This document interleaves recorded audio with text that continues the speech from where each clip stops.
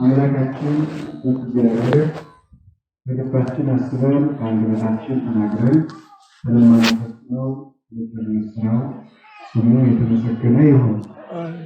እግዚአብሔርን ወዳድና ደስና እናታችን ቅድስት ድንግል ማርያም ወላዲተ አምላክ የእርሷን ስም የተመሰገነ ይሁን። ቅዱሳን ነቢያት፣ ሐዋርያት፣ ሰማዕታት፣ ደናግል፣ መነኮሳት፣ ቅዱሳን መላእክት ሁላቸውም የእነሱም ስም የተመሰገነ ይሁን። ረድኤታቸው በረከታቸው ሁላችን ጋር ይሁን።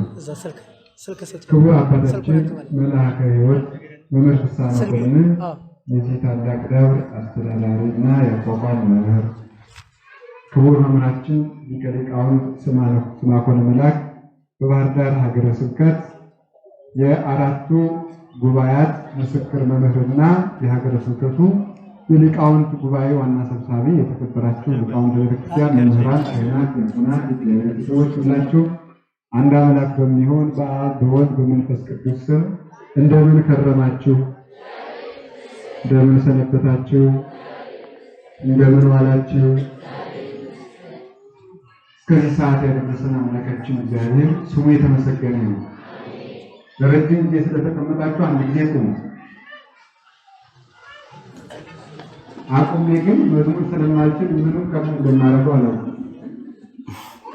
የሉ እንግዲህ እንዴት ይሻላል? እኔ መዝሙር ያውንድ በምክክር እናድርገው።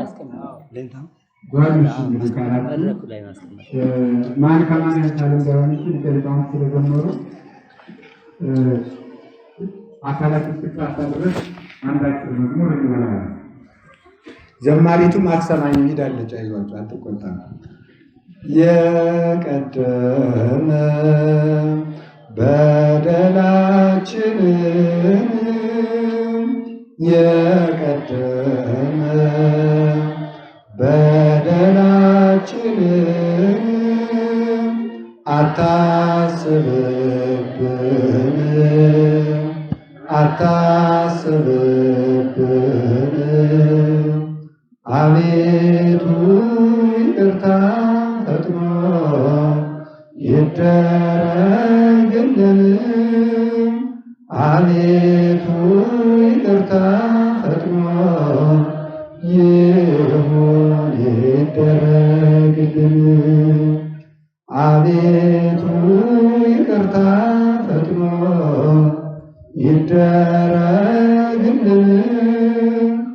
አቤቱ ይቅርታ ፈጥኖ ይሁን ይደረግልን። የቀደመ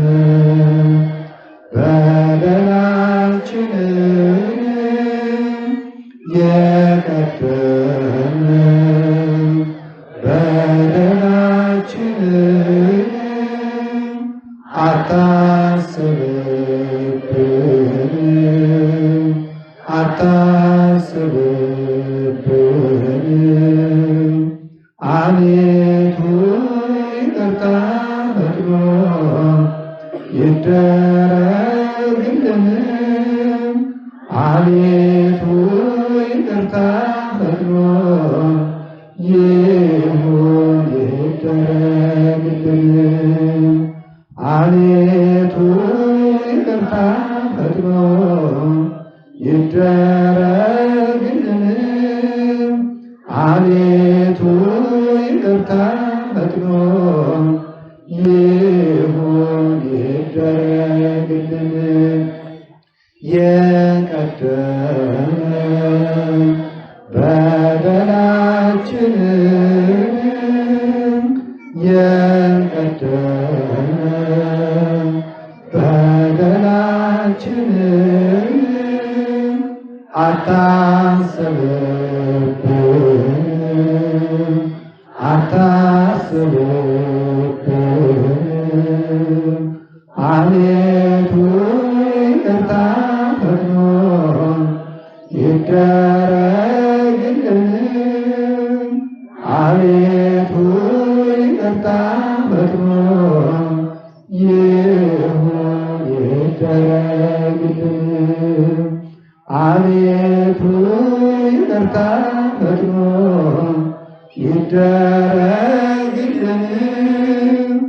አቤቱ ይቅርታ ፈጥኖ ይሁን ይደረግልን።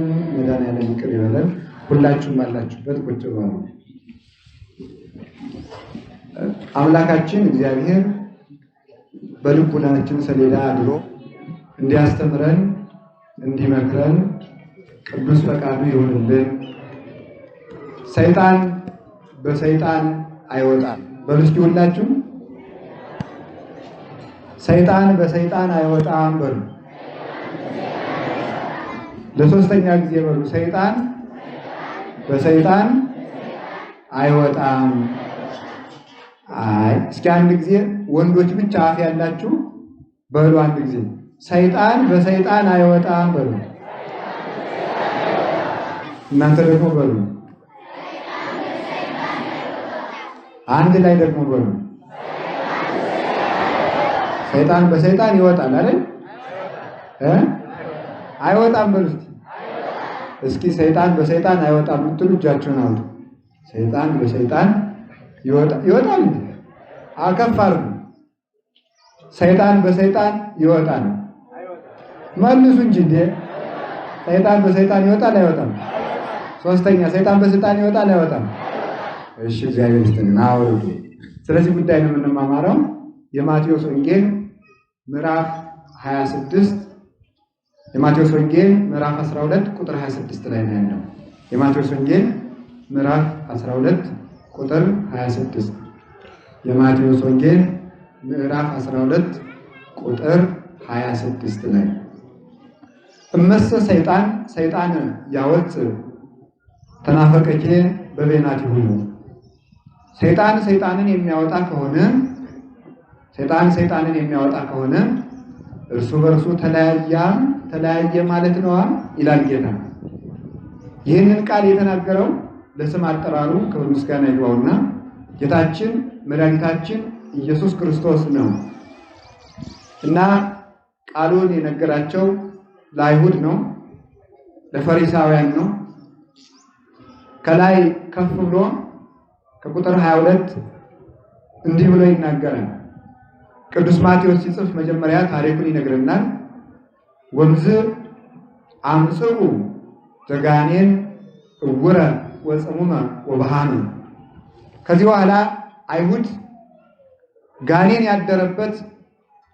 ያደረበት እውር፣ ዲዳ፣ ደንቆሮ ሰው አመጡ ይላል። እውር፣ ዲዳ፣ ደንቆሮ። እውር ነው፣ ደንቆሮ ነው፣ ዲዳ ነው። ሶስት ችግር ያለበት ሰው ወደ ጌታችን ወደ መድኃኒታችን ወደ ኢየሱስ ክርስቶስ አመጡ። እስከ ፈወሶ ለውእቱ እውር ወጽሙም ርየሂ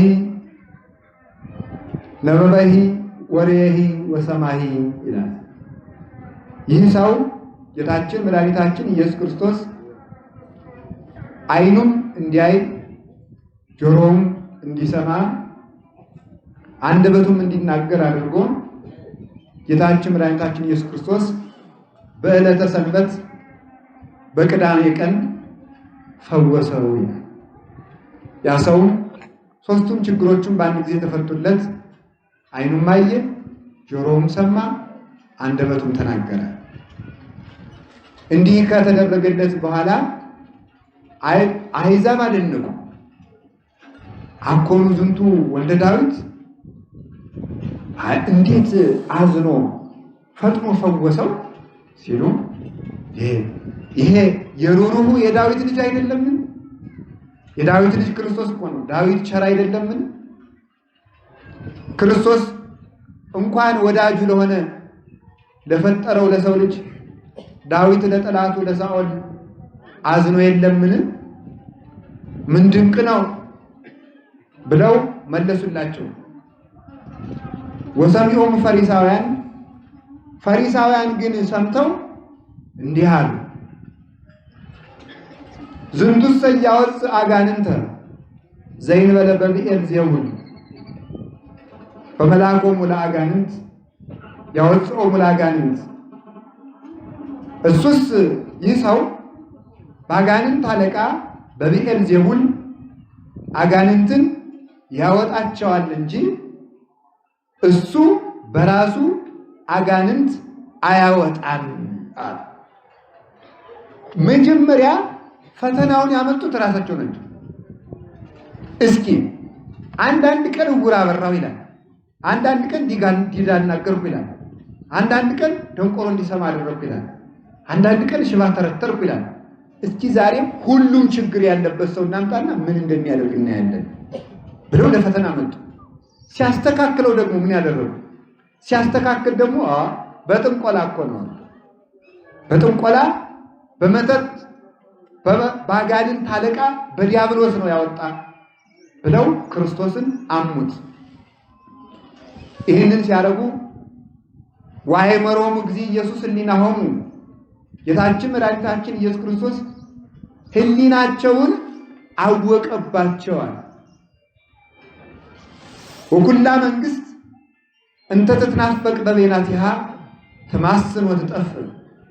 እናንተ በአጋንንት አለቃ አጋንንትን ታወጣለህ የምትሉኝ፣ በአጋንንት አለቃ አጋንንትን ታወጣለህ የምትሉኝ ጋኔኑን ጋኔን የሚያወጣው ከሆነ እርስ በርሷ የምትለያይ መንግስት ትጠፋ የለምን አላቸው። እርስ በርሷ የምትለያይ መንግስት ትጠፋለች። ንጉሱ እንዝመት ይላል፣ ሰራዊቱ እንረፍ ይላሉ። እርስ በርሱ ከተለያየ መንግስት ይጠፋ የለምን? እንግዲህ ንጉሱ ሰራዊትን እንዝመት ሰራዊቱ አንዘምትም ሲሉ ሲጣሉ፣ ንጉሱ ሰራዊቱን ሲያጠፋ ሰራዊቱ ንጉሱን ሲያጠፋ እርስ በርሳቸው የሚጠፋፉ አይደለምን? ዲያብሎስ ያጋንንት አለቃ ከሆነ በዲያብሎስ ሰራዊቱን የማወጣቸው ከሆነ ዲያብሎስ መንግስቱ እንደምን ይጸናለታል? እንኳንስ የዲያብሎስ የምድራዊ መንግስትም እንኳን እርስ በርሱ ከተለያየ ይጠፋል። ወኩላ ሀገርም ህዝብም እርስ በርሱ ከተለያየ ይጠፋ የለምን? ሹሙ እንገብር ህዝቡ አንገብርም ብሎ የሚለያየ ሀገርስ መፍረሱ አይቀርም ይፈርሳል አላቸው። ቀጥሎ ምን አደረገ? አሁን ጌታችን ኢየሱስ ክርስቶስ ሀገር በምን እንደምትፈርስ እየነገረ ነው። ሀገር የምትፈርሰው የመጀመሪያው የተሾሙ ሰዎች በሚያመጡት መለያየት ነው።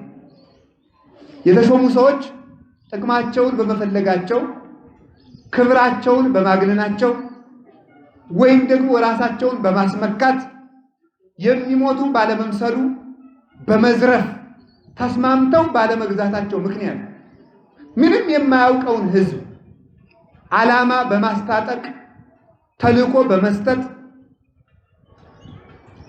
ሐሳብ የማይረዳውንና የማያውቀውን ሐሳብ ሰጥቶ አስታጥቆ በመስደድ የሚገፋውንና እንደ ቦይ ውሃ የሚመራውን መንጋ ጎትተው ወደ እሳት ይማግዱታል። ተስማምተው የማይገዙ ሰዎች ለህዝብ ቁስል ይሆናሉ።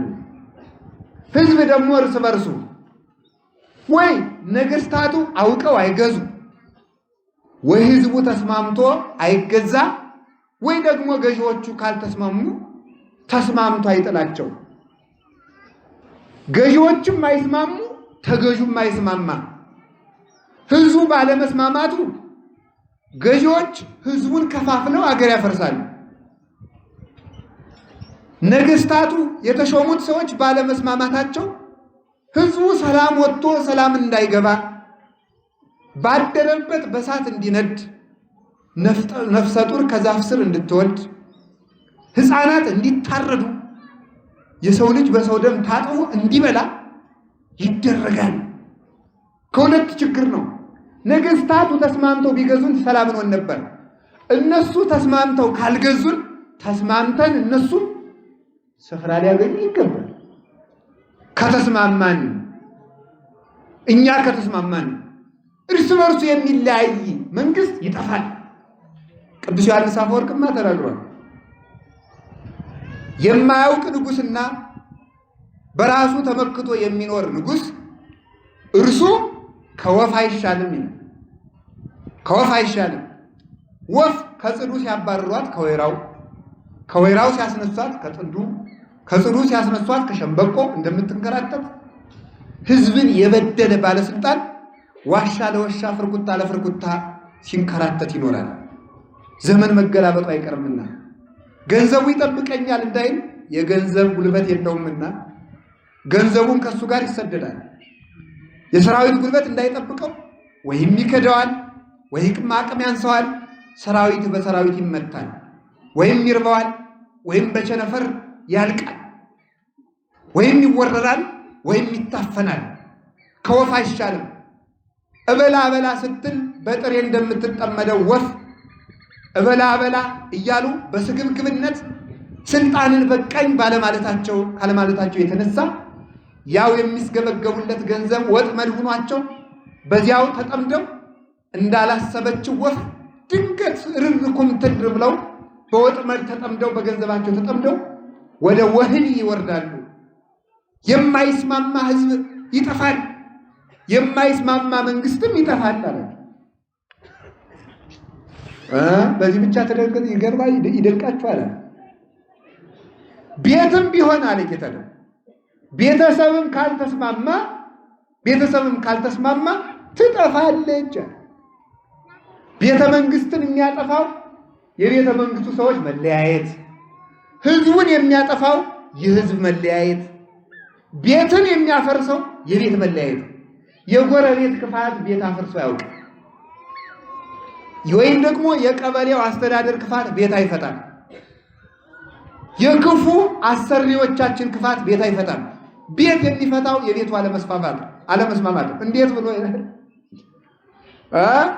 የቤቱ ቤተሰቡ ቆላ እንኖር ይላል፣ የቤቱ አባወራ ደጋ እንኖር ይላል። ያን ጊዜ ቤቱ ይፈርሳል። ሁለት እግር አለ ተብሎ ከሁለት ዛፍ በአንድ ጊዜ አይወጣም ይባላል። ለምን? አንዱን እግርን ከወይራው አንዱን እግርን ከጽዱ ብታረገው ተገንጥለህ ትወድቃለህ። እርስ በርሱ ከመለያየቱ የተነሳ ቤተሰብም ይፈርሳል። ቤተሰብ ሲፈርስ ህዝብ ይፈርሳል። ህዝብ ሲፈርስ መንግስት ይፈርሳል። የታወቀ ነው። አሁን እኮ በመፍረስ ላይ ነው ያለነው። በእውነት ማለት ምንም እውነቴን የምንገራችሁ ይሄ የፈረሰ ሰውነት አይታችሁ ታውቃላችሁ? እጅ እግሩ ውልቅልቅ ብሎ በቁስል የተያዘ ሰው እንኳንስ ለማስታመም ለመገነዝ ያስቸግራል። ከምኑ ላይ ለያዘው ትላላችሁ? እግሩን ሳታነሱት እጁ ርግፍ ይላል። የረገፈች ሀገር ውስጥ ነው ያለነው። አሁን እየረገፍን ነው። ቤት ጀምረን ስለፈረስ ህዝቡ ፈረሰ፣ ሀገርም ፈረሰ። በፉከራ የሚመጣ ሰላም ነው አይደለም ይላል። ስራ መስራት ነው። አሁን ያፈረሰን ከዚህ መፍረስ ነው።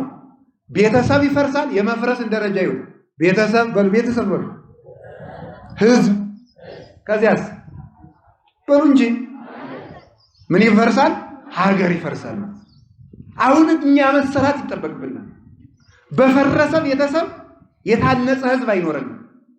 በፈረሰ ህዝብ የታነጸ ቤተ መንግስት አይኖርም። ማወቅ የሚገባን እንደሱ ነው። እኛ እንደሆነ ሞኝነቱን እናውቀዋለን። ብሶታችን የለፈለፈልን ሰው አሳቢያችን ይመስለናል። ክፉ ሰው ያለፉትን በመንቀፍ እሱን ትክክል ያስመስላል። ያለፉትን በመንቀፍ በዚህ ስትሰቃይ ደርግ ሲመጣ ትዝ አይላችሁ? በጨቋኙ በበዝባዡ በፊውዳላዊ ስርዓት ስትበጸበጽ የነበርከው ጭሰኛው ገበሬ ያለብ ነበር ይመጣ ቀና ወጣልሃለሁ አለ። ህዳር 11 ቀን 60 የኢትዮጵያ ሚኒስትሮችን በአንድ ቀን በአንድ እስር ቤት ውስጥ ረሽኗቸው አደረ። በተዘፈነበት ተለቀሰ። እነዚያ ሊቃውንት መቼም ኢትዮጵያን ከነ ታሪኳ ቀበሯል። ቀን ያወጣልናል ያልነው ቀን አጨልሞብን ሄደ። ሃይማኖታችን አሰቃይቶ እዚህም እኮ ይኖራሉ።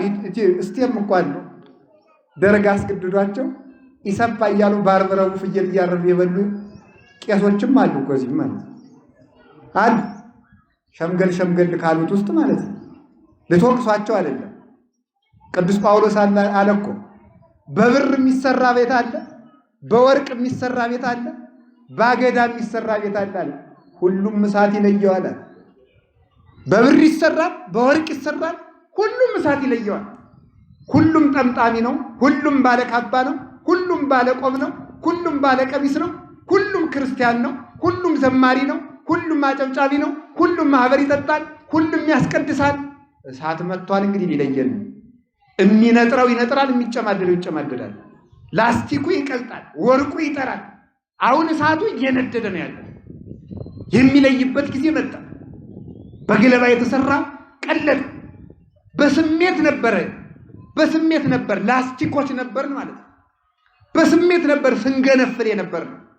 አሁንም ደግሞ በስሜትም አንነቅፍም፣ በስሜትም አንደግፍም። አስተውላችሁ መክራችሁ ይችን ሀገር ማዳን አለብን። አላችሁ ይሆን? እግዚአብሔር ከሁላችን ጋር ይሁን።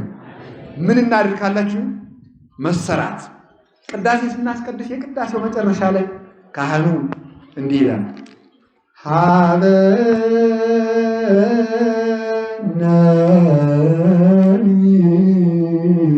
ሚበር በዘዚአከ መንፈስ ቅዱስ ወፈውሰን በዝንቱ ጵርስፎራ ከመ ብካንው ዘለኩሉ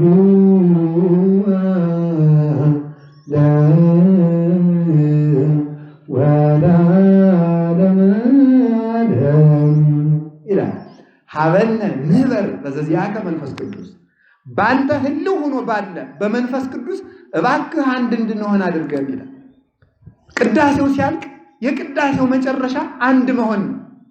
መጨረሻ ላይ አቁርቦን ሲመለስ ካህኑ እንዘ ብዙኃን የሚለው ጸሎት አለ። እንዘ ብዙኃን ይላል። እንዘ ብዙኃን ንሕነም ጾታ ዘመን ዘዚአሁ ነአምን ሞቶ ወንሴፎ ትንሣኤሁ ለእግዚእ ክርስቶስ ዘይትአተር ጸጋሁ መለያሌ አሐደ ይረሴነ ምስሌሁ በአጽናፈ ዓለም ይጠባህ አሐዱ ሥጋሁ ይላል። እንዘ ብዙኃን ንሕነ። አያችሁ መጀመሪያ ምን አለ? አቤቱ አንድ እንሆን አድርገናል። አንድ ስንሆን ማሸነፍ እንችላለን። ከየት ነው አንድነት የሚጀምረው? በአንተ በመንፈስ ቅዱስ አንድ ከሆን አለ ሀገሪቱንም እኛንም ቤተ ክርስቲያንም መዳን እንችላለን። የመዳን መጀመሪያው አንድነት ነው። የጥፋት መጀመሪያው መለያየት ነው። አሁን እንዲሁ እኛን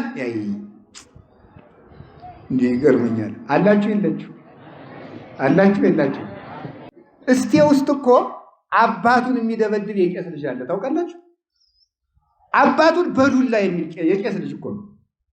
የተከበሩትን አገልጋይ በዱላ ቄሱን አናቱን ብሏቸው ትንሣኤ በዓል ማክበሪያ ያጡ ለፍተው ያሳድገው ሌሊት በሰዓታት በቅዳሴ ደክመው ቀድሰው አቁርበው ለፍተው ባሳደጉ እዚህ ቀድሰው እዚህ ሰዓታት ቆመው እዚያ ድንጋይ ፈልጠው ቆፍረው ነግደው ወዶ መሰላችሁ ቄሱ የሚነግደው? መከበር ከኛ በላይ የሚገባው ነበረ። የአምላክን ስጋ ቆርሻ አብልቻለሁ፣ የአምላክን ደም አጠጥቻለሁ ብሎ እኮ ነጫጩን ለብሶ እኮ ጭራውን ይዞ ሸር ማለት ጠልቶ መሰላችሁ? አሳድግ ብሎ አንገት ደፍቶ ሌሊት ዲውኮ ማምላክን ሌሊት በሰዓታት እኔ እውነቴን ነው በቄስ የሚፈርድ ሰው ካለ እዚህ አንድ ቀን እስቲና ወንድ ጀግና እስቲ ቆመህ ደርስ እስቲ ቆመህ ሳታንቀላፍ አደርስ። መሳደብ ነው የምታውቁት። እኒህ ቄሶች ጠግበዋል። ደሞዝ በዛ አንተ 10,000 ብር ትበላለህ። ለቄስ ግን ሰበካ ጉባኤ ስትመረጥ 100 ብር ትጨምራለህ። በዚያውም ደግሞ ትፎክራላችሁ። እንዲህ እና ይደረጋል። ሌሊት ሙሉ ለፍቶ እንዲያብሎ ሰዓታት ቆሞ ቀን ደግሞ ስሬት አሳድጎ ያይቀስ ነው ያ ሰዓታት የቆመ ቄስ ነው አናቱን ተብሎ የሚወድቅ ነው የሚደረደረው። ቤተሰብ በፈረሰበት ሀገር ነው የምትናገር ተብሎ የሚወራው አንድነት የሚጀምረው ዛሬ እነግራችኋለሁ። ደግሜ ነገም ይሄ ቃል በልባችሁ ይቀመጣል። መልሼ እነግራችኋለሁ። አሁንም ከራሳችን ጋር አንድ ካልሆን ነገም ቢሆን አገሪቱ ሰላም ነው የሚጀምረው ከሱ ነው። አሁን ተመልከቱ። በየስፍራው የቦታ ጎንደር ነው እንግዲህ የቆየው ከዛ እየተማርኩናል። እዚያ ብንደራጅ ይባላል፣ ባህር ዳር ብንደራጅ ይባላል። የት ብንደራጅ ብትደራጅ ተልባ ቢንጫጫ ባዲው ቀጫ ነው። ካልተስተካከልክ ያልተስተካከለ ሰው አንድ ላይ ቢከመር አንድ እሳት ይበላል። መጀመሪያ የሚጀምረው የራስ አንድነት ነው። ስለዚህ መድኃኒዓለም አንድ እንድንሆን ያደርጋል። ከቤተሰብ ይጀምራል። ቤተሰብ የትኛው ነው? ቤተሰብ የሚቆም ባለው ራሱ ነው፣ ራሳችን ነው። ይታምናል ጸሩ ለሰብሰባ ቤቱ የሰው ጠላቱ የገዛ ቤተሰቦቹ ናቸው። የሰው ጠላቱ የገዛ ቤተሰቦቹ ናቸው። የገዛ ቤተሰቦቹ ምን ማለት ነው? አንዱ ለሰው ሲሰጥ የክርስቶስ የራሱ ቤተሰቦች ከዘሩ የተወለደ እሱ ከዘራቸው የተወለደ ተመልከቱ። ስተያሁ መጣ ወልያው የተወልፈው ወደ ወገኖቹ መጣ፣ ወገኖቹ ግን አልተቀበሉትም የተባሉ አይሁድ የክርስቶስ ጠላት ናቸው። የገዛ ቤተሰቦቹ ባሪያው የፈጠራቸው ሲል በመልኩ የፈጠራቸው ሲል እሱን የሚመስሉት በአምሳሉ የፈጠራቸው የሰው ልጆች አርአያ የሌላቸው አንበሶች ክርስቶስን አልበሉትም። አርአያ የሌላቸው በእሱ አምሳል ያልተፈጠሩ ነብሮች ክርስቶስ ሕፃን ሆኖ በግብፅ በረሃ ሲሰደድ አንድ ነብር አልበላው፣ አንድ ጅብ አልበላው፣ አንድ ግመል አልረገጠው። ይታዘዙለት ነበር እንጂ ባሪያው ያልፈጠረው ድንጋይ ክርስቶስን አልቀጠቀጠው። እንዲያውም ከግብፅ ሲመለስ እናቱ መሻገር ያታስታለቅስ መርከበኛው ሳንቲም ታበጭልዋለች ካለዚያ አላሻግርሽም ሲላል ልጄ ሆይ ምን አደርግሃለሁ እያለች ስታለቅስ በስደት ከርማ 3 ዓመት ከ3 ወር ከኢትዮጵያ ተመልሳ ደብረ ቁስቋም ቆይታ ስትሄድ ውሃውን እንዴት ትሻገር? ጌታ እናቱን ትሻገርበት ላጣ አፉ ፈቶ ነበር የዛ ጊዜና አይዞሽ አታልቅሽ ሁሉን የፈጠርኩ ነው አይደለም ብሎ ባሪያው የፈጠረው የሰው ልጅ የፈጠረውን በመርከብ አላሻገርም ሳንቲም ካልፈጠረ ሲል ለሰው መገልገያ የተፈጠረው ድንጋይ ግን ከተራራ ተቀርቶ መጥቶ 5 ድንጋዮች ክርስቶስን ከነናቱ መርከቡን አሻገረ። የራሱ ወገኖች ባሪያው ያልተፈጠረ ባህር ለክርስቶስ አገልግሏል። አይሁድ ሊውጡት ክርስቶስን ሲፈልጉ ባህር ግን አልተነሳም። ባህር ይነሱ አይቆጠቷል ሰገደት ወጡ ባህር አየችው ወንዝ አይናቸው እንደሆነ ውሃ አይናቸው ቅዱስ ያገር ባህር ክርስቶስን አየችው ይላል። ምን አየችው? በምን አይኗ ነው የምታየው? ፈጣሪነቱን አውቃ ተገዛች። ባህር አምላኳን ስታይ ሰው አምላኩን ሳይቀር ነፋስ አምላኩን አየ። በኑ ዝንቱ እንጋ ተመልከቱ። ነፋሳትን ይዘዙ ወጡ። ነፋሳት እንኳን ሳይቀሩ የሚታዘዙለት ማን ነው? እንጃ ይላል። ማን ነው ይሄ? ነፋሳት የሚታዘዙለት የሚሰግዱለት ኮራው ተባይት እንዘይር እሳገር እግሮቹ ሳይረጡበት በባህር ላይ እየተራመደ ባሪያው የተፈጠረ ሰው ግን ክርስቶስን ይሰግድ ነበር። ባህር አገለገለች፣ ተራራው አገለገለ፣ ወንዙ አገለገለ። ገብስ እንኳን ክርስቶስን ሲያገለግል ሰው ክርስቶስን ሲያገለግል 5 የገብስ እንጀራ በረከት አለው በረከት 5000 ሕዝብ አጥገባለው አጠገብ ገብስ ለአምላኩ ታዟል። ሰሌን ለአምላኩ ታዟል። ወደ ግብፅ ሲመጣ ሰሌን ዛፍ ለምልማ አያት፣ ሰገደችለት በሕፃንነቱ። አንቺ ሰሌን ዛሬ እንዲሰገድልኝ በሕፃንነቴ የዛሬ 33 ዓመት ሆሳዕና በአርያም እየተባልኩ እንድመሰገንብሽ ኢየሩሳሌም ቆይኛል። ሂዳ ተከለች ኢየሩሳሌም። በዚያ ጊዜ እየተዘነጠፈ በለተው ተመሰገነባት። በዚያ ቆይኝ እስከ ዛሬ 30 ዓመት በዚያ ቆይኝ አላት። ቆየችው። ዛሬ ማን ክርስቶስ ካስቀመጠው ቦታ ይገኛል። ሽማግሌው ከሽምግልና ቦታ ጠፋ። ባለትዳሩ እንደ ባለትዳር ማሰብ አቃተው። ቄሱ እንደ ቅስና ማሰብ አቃተው። እኔንም ጨምሮ እንደ ምንኩስና ማሰብ አቅቶኝ ዲያቆኑ እንደ ዲቁና አስቡ። ስለእናንተስ ዲያቆን ከዘፈነ አይታወቀ ነው። ፍየል ከቀዘነ አይረባም አለኝ የተዘፈነ ነው። ማለዳ ተንሱ ማታ ሸገዳሚ ነው እንግዲህ እንዲሁ ክርስቶስ ካስቀመጠን ቦታ ታጣን። መሬት አልሆናችሁም ማለት አልሆናችሁም። የሰራነው ቤት አላሳደረናል። አይታችኋል። ሰሞኑን አይደል ከተማ ሲወጡ ሕፃናት እንኳን መጠጊያቸው ዋይ ዋይ እያሉ ሲታረቁ እንዲህ ሆነን እንዘፍናለን። ምን አይነት ልብ ነው! ከዚህ ያለ ልብ ያውጣል። ሆነ እንዲህ ያለ ድንጋይ የሆነ ልብ፣ አሁንም የሚያርድ ልብ፣ አሁንም የሚከስ፣ አሁንም የሚገለጥብ ውሻ እንኳን አምላኩን በሚያውቅበት ጊዜ እኛ ማወቅ ተሳንን፣ ጨከን። ለእኛማ ከዚህ በላይ ይገባል። ከዚህ በላይ መከራ ቢሆን ይሄም ይገባል። ይሄም ገፈታ ግን እንድትጨነቁ አይደለም፣ መፍትሄ እንዲኖረን ቁም ነገሩ ከአንድነት የሚጀምሩ ክርስቶስን ሰሌን አገለገለች። ቆዩን ካለን ቦታ እንድንቆይ አምላክ ቅዱሳን ነበር። እዚህ ቆይን ብሎናል ክርስቶስ። ካስቀመጠ ቦታ ከተገኘ የሚነቅለን ጻድቅሰ ከመ በቀልት ይፈሪ፣ ጻድቅ እንደ ዘንባባ ያፈራል አለ፣ ይንጀረገጋል አለ ቅዱስ ጳውሎስ። ለምን ተኩላሉ ሙቱ ውስጥ ቤተ እግዚአብሔር መልሱም አንድ ነው አለ። በቤተ እግዚአብሔር ስለተተከሉ ነው አለ። እስኪ ጻድቅ እንደ ዘንባባ ያፈራል በሉ። ለምን ለምን መልሳችሁ? በቤተ እግዚአብሔር ስለተተከሉ ነው። መጠጥ ቤት ተተክላችሁ እየዋላችሁ እንግዲህ ላትነቀሉ፣ ቁማር ቦታ ተተክላችሁ እየዋላችሁ ተጠምቋይ፣ እናንተው ጠምቋይ፣ እናንተው አስጠምቋይ፣ እናንተው ባይታዊ፣ እናንተው አስለፍላፊ ሆናችሁ የምትጠረቁሉ እናንተ፣ ጠምቋይ የምታበዙ እናንተ፣ መልሳችሁ ደግሞ ምንድን ነው እያላችሁ የምትጠይቁ እናንተ፣ የምትካሰሱ እናንተ። ወይ ተጠምላ ቻገር ሰላም ነበረች። አሁን ዮሐንስ ጸበል መጥቶ ሰው ሁሉ መከራውን እየበተነ ያይደርስ እኮ ነው አንዳች ላላወቀበት ሰው እንኳን ጸበል ክርስቶስ መጣ ይሆናል። ዝንቱ ሕፃን ስዩም ለድቀቱ ወለደን ሰውቶም ለብዙሃን ተመልከቱ።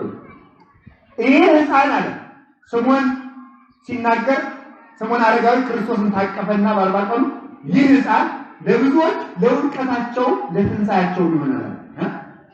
ክርስቶስ ትንሣኤ ይሆናል ውድቀት ሆነ? አዎ ላላወቀበት ክርስቶስ መውደቂያ ነው።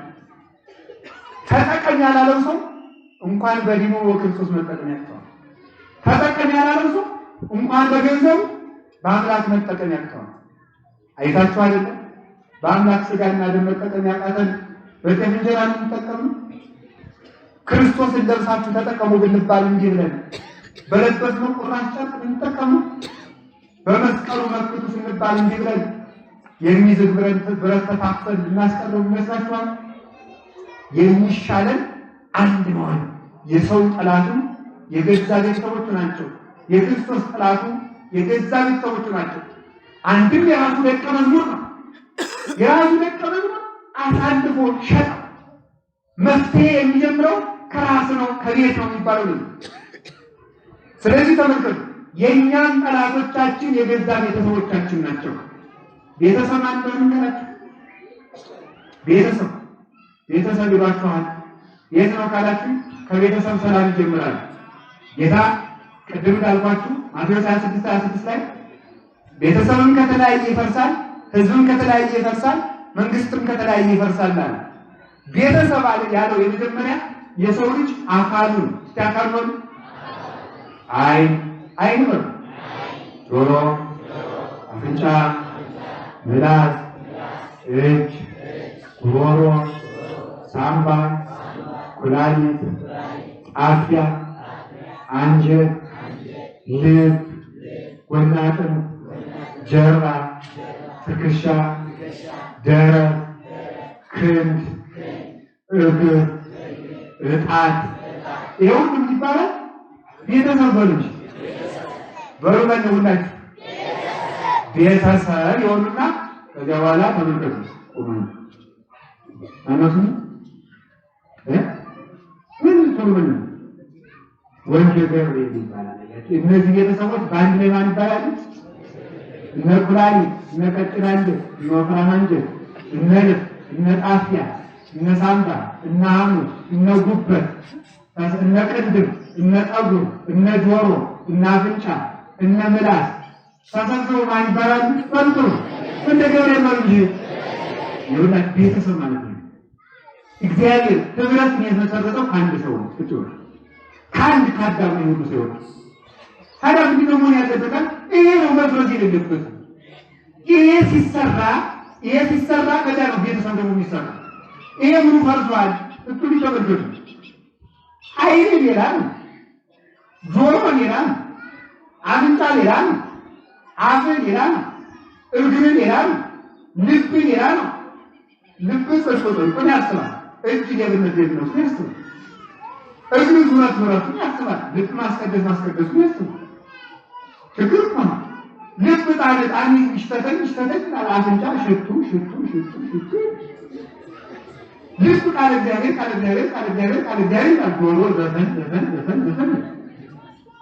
የሆነ ይሄን የፈረሰው እስካሁን እስቲ ከአካል ክፍላችሁ ያልፈረሰ ይሁን ዓይናችሁ ሲያዩ የሚውለው ምንድን ነው? እስቲ ውድዶ ማታ ምን ስታዩ እንደምታምኑ ለራሳችሁ ይደስል። ጆሮአችሁ ምን ሲሰማ ነው የሚውለው? እግራችሁ የት ነው የሚውለው? አፍንጫችሁ ምን ሲያሸት ነው የሚውለው? ይሄ ነው የፈረሰው። ይሄ ስለፈረሰ የፈረሰው ግን እያወጡታል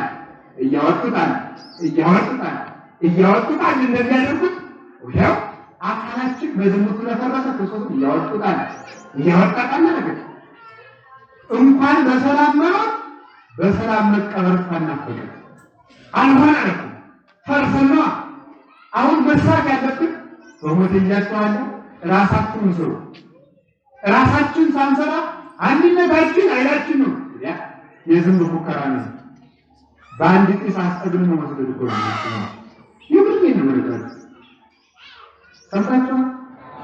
ሰምታችኋል። እኔ እውነቴን ነው ማለት ይሄ ከልብን ነገር የሚለው ይምራል።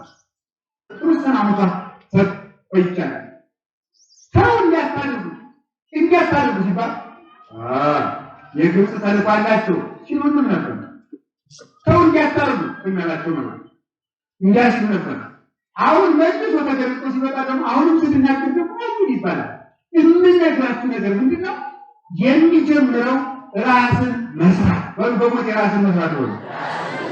ዛሬ በቃ እንግዲህ የነገውን አላውቅላችሁ። ዛሬ ከኔ ጋር ሰልፍ ወጣችኋል። መፎክራችን ምን ይላል?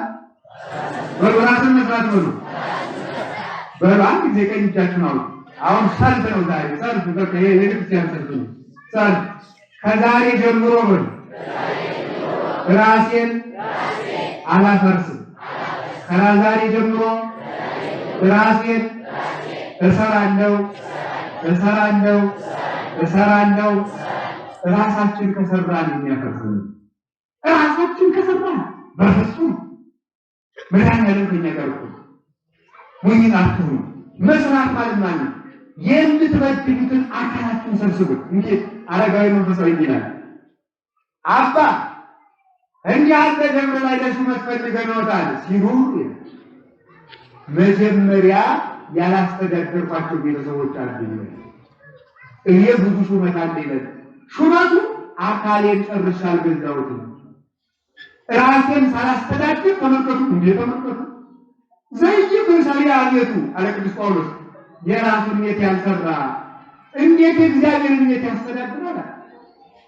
የራሱን ቤት ያልሰራ ራሱን ያላስተዳደረ እንዴት ራሱን ያስተዳድራል? እንዴት እግዚአብሔርን ቤት ያስተዳድራል? መጀመሪያ ራሱን ማስተዳደር ራሱ የኃጢአት ባሪያ የሆነ ሰው እንዴት ሕዝብ ሊገዛ ይችላል? የራሱን ንግግር ያልገዛ፣ የራሱን ሕይወት ያልገዛ፣ የራሱን ዓይን ያልገዛ፣ የራሱን ጆሮ ያልገዛ፣ የራሱን እግር ያልገዛ እንዴት ሀገር ያስተዳድራል? መጀመሪያ ራስን መስራት እንድንሰራው አምላክ ቅዱሳን ይርዳል። እዛስ ምን ይሆናል? ቤተሰብ እንደው ሌላ ቤተሰብ መስራት። እስቲ ቤተሰብ መስራት ነው። ምን አላችሁ? ቤተሰብ ሲሰራ ሀገር ይሰራል። በባንድ ጊዜ ቤተሰብ ሲሰራ ሀገር ይሰራል። ቤተሰብ ሲሰራ እንዴት ነው የሚሰራው? አንድ ምሳሌ ይቻላል። እስራኤል ወደ ከነዓን ሲገቡ ስንት ሰው ነው የተጓዙት ታውቃላችሁ?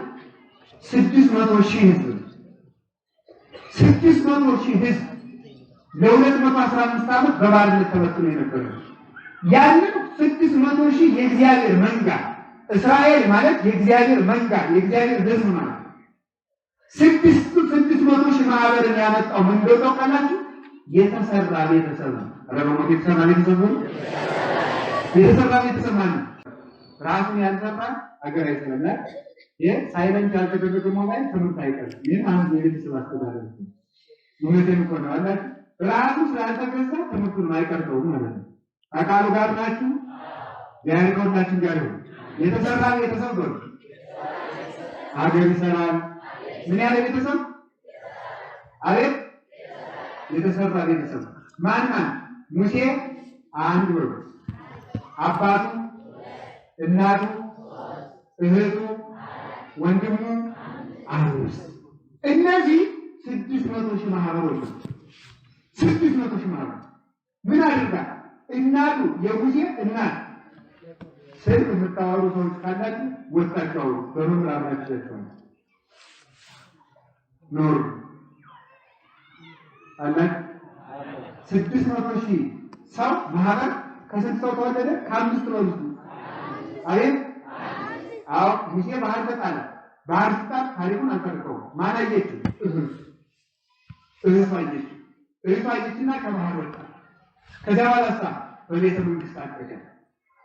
ከቤተ መንግስት የፈርዖንን እንጀራ ይበላል የሚያድግ ለእግዚአብሔር፣ የፈርዖንን እንጀራ ይበላል የሚያድግ ለእስራኤል። ምን ማለት ነው? ከቤተ መንግስት ተቀምጦ ለእግዚአብሔር ማሰብ ነው። ከሾሙና ሹመት ውስጥ ውጉ ግቡና ለእግዚአብሔር አስቡ። ጌታችሁ ተሳተፉ። ከዳሪ ሆኖ ብናማው ብንጠረጥረው ብንናገር ጥቅሳችን ብነግሩ የሚሆን ነገር መግባት ወጥን ከዳሪ ሆኖ በማስከት መጥገብ አይቻልም። ድስቱን ከፍቶ አውጥቶ መብላት አውጥቶ ለመብላት ክዳኑ መጥረግ ይህንን የፍርሃቱን የሀፍረቱን የመሸማቀቁን የይሉኝታውን ምን ሆነውን የሚለውን እንዲህ ያለውን እሻ ወደ ያስቀምጠው መጣል። ከዚያ በኋላ ተመልከቱ አየችው በፈርዖን የታደገ ሲያድግ 3 ነገር እየነገረች አሳደገችው። የሀገር ፍቅር፣ የወገን ፍቅር፣ የእግዚአብሔር ፍቅር 3 ነገር ነገረች። ሙሴ ትሰማለህ? ይሄ ጣዖት አምላክ አይደለም፣ አምላክህ እግዚአብሔር ነው። አንድ ሙሴ ትሰማለህ? ይሄ ደም የሚያፈሰው ወገን እንዳይመስል ወገን ይሄ ጣም ያወቀው ብላ አሳደገችው። 3ኛ ሙሴ ትሰማለህ? ይቺ ደም አፍሳሽ ግብፅ ሀገር እንዳትመስል ሀገርን ያቺ ማርማቱ የምታፈሰው የአባትህ የአብርሃም የይስሐቅ የያዕቆብ ርስት ከነዓን ያለች አሳደገች። 3 አሳደገች። 3ቱን ነገሮች ሰጠች። የሀገር ፍቅር፣ ወገን ፍቅርና የእግዚአብሔር ፍቅር ሰጥታ አሳደገች። ልጆቻችሁ የምን ፍቅር እያሉ እንደሚያድጉ ነው። የአሻንጉሊት ፍቅር ይዘው ነው የሚያድጉ። የቴሌቪዥን ፍቅር ይዘው ነው የሚያድጉ። በ10 ዓመታቸው ፍቅር ያዘኝ እያሉ ያሉታል። ይሄ ነው እንግዲህ ነገር ግን ሀገሪቱን የሚጠራጣሪ የሚባለው ነው። እንግዲህ ሱሪ ወደ ጉልበት ላይ ታጥቆ የሚሄደው ወሻካ ነው። እንግዲህ አሁን ሀገሪቱ ተዋልታች ወገኛው ማምላክ ገረመስ ከልብ ነው እውነት የሚደረጉ ጥፋቶች ወይ ሱሪ ታጥቆ ሃይማኖት የለም። ምን ሆነ እናንተ እንደሆነ ለምን ሆናለህ? አንዳንድ እንጨት አለ አይደል? ወይ አልጋዬ ወይ አልጋ ባለ ነው ወይ ለድምድማ ነው ወይ ለምሰሶ ነው ወይ ለማገራ ነው እንደው ጠማዳ ነው እንዲህ ያለ እንጨት አለ። ለምንም የማይጠቅም ወይ ወታደሩን አስታጠቁ ወይ ተሽማቸው አጠቁ ወይ ነግዳታ አምጣት ወይ አጅታታ አምጣት ወይ ብቻኝነት አምጣት ምን ለምን ይሆናል? እንድንረባ አድርገን ይዘን ሙሴን የሚያሳደገች 5 ቤተሰብ ከዛሳ ምን አደረጉ? እግዚአብሔር ሂድ አውጣል። አንድ ቀን ተለታት አንድ ቀን ማለው ሙሴ 40 ዓመት ሲሆነው ነው ክንዱ በርታ ሲል ክንዳብቱ ነበር ሙሴ ህዝቤን እስቲ ነይ ያለና ህዝቡን ለመጎብኘት ወጣ። ሲወጣ ግብፃዊው ዘመን ተመቸኝ ብሎ ገማቸው ዘመን ተመቸኝ ብሎ የአይሁዳዊን እንዶች ቀምጦ ያልኩበት ሙሴ ትክክል ባይና አንተ ስለምንድን ነው የምታደርገው? እንኳንስ በእንዶዱ ማጠን ይቅርና ቆዳው እንደ ማጠያ ደሙ እንደ እንዶድ አድርጌ ባጥበት ምንድን ነው መለሰ። ዘመን ተመቸኝ ብሎ እንዲያ ነው ነገሩ። ወነጸረ ሙሴ ለፌ ወለፌ ሙሴ ወዲያና ወዲህ ዘወር አለ የተመለከተና ከንደብሩ ስለነበር ማረገውንማ አሳያለሁ ብሎ ፈጭ ካሻው ውስጥ አዳፍኖ ከዚያ በኋላ እንግዲህ ምን ይደረጋል? የእግዚአብሔር እየሞተ እኔ ከዚህ ተስማምተኝ አልኖርም።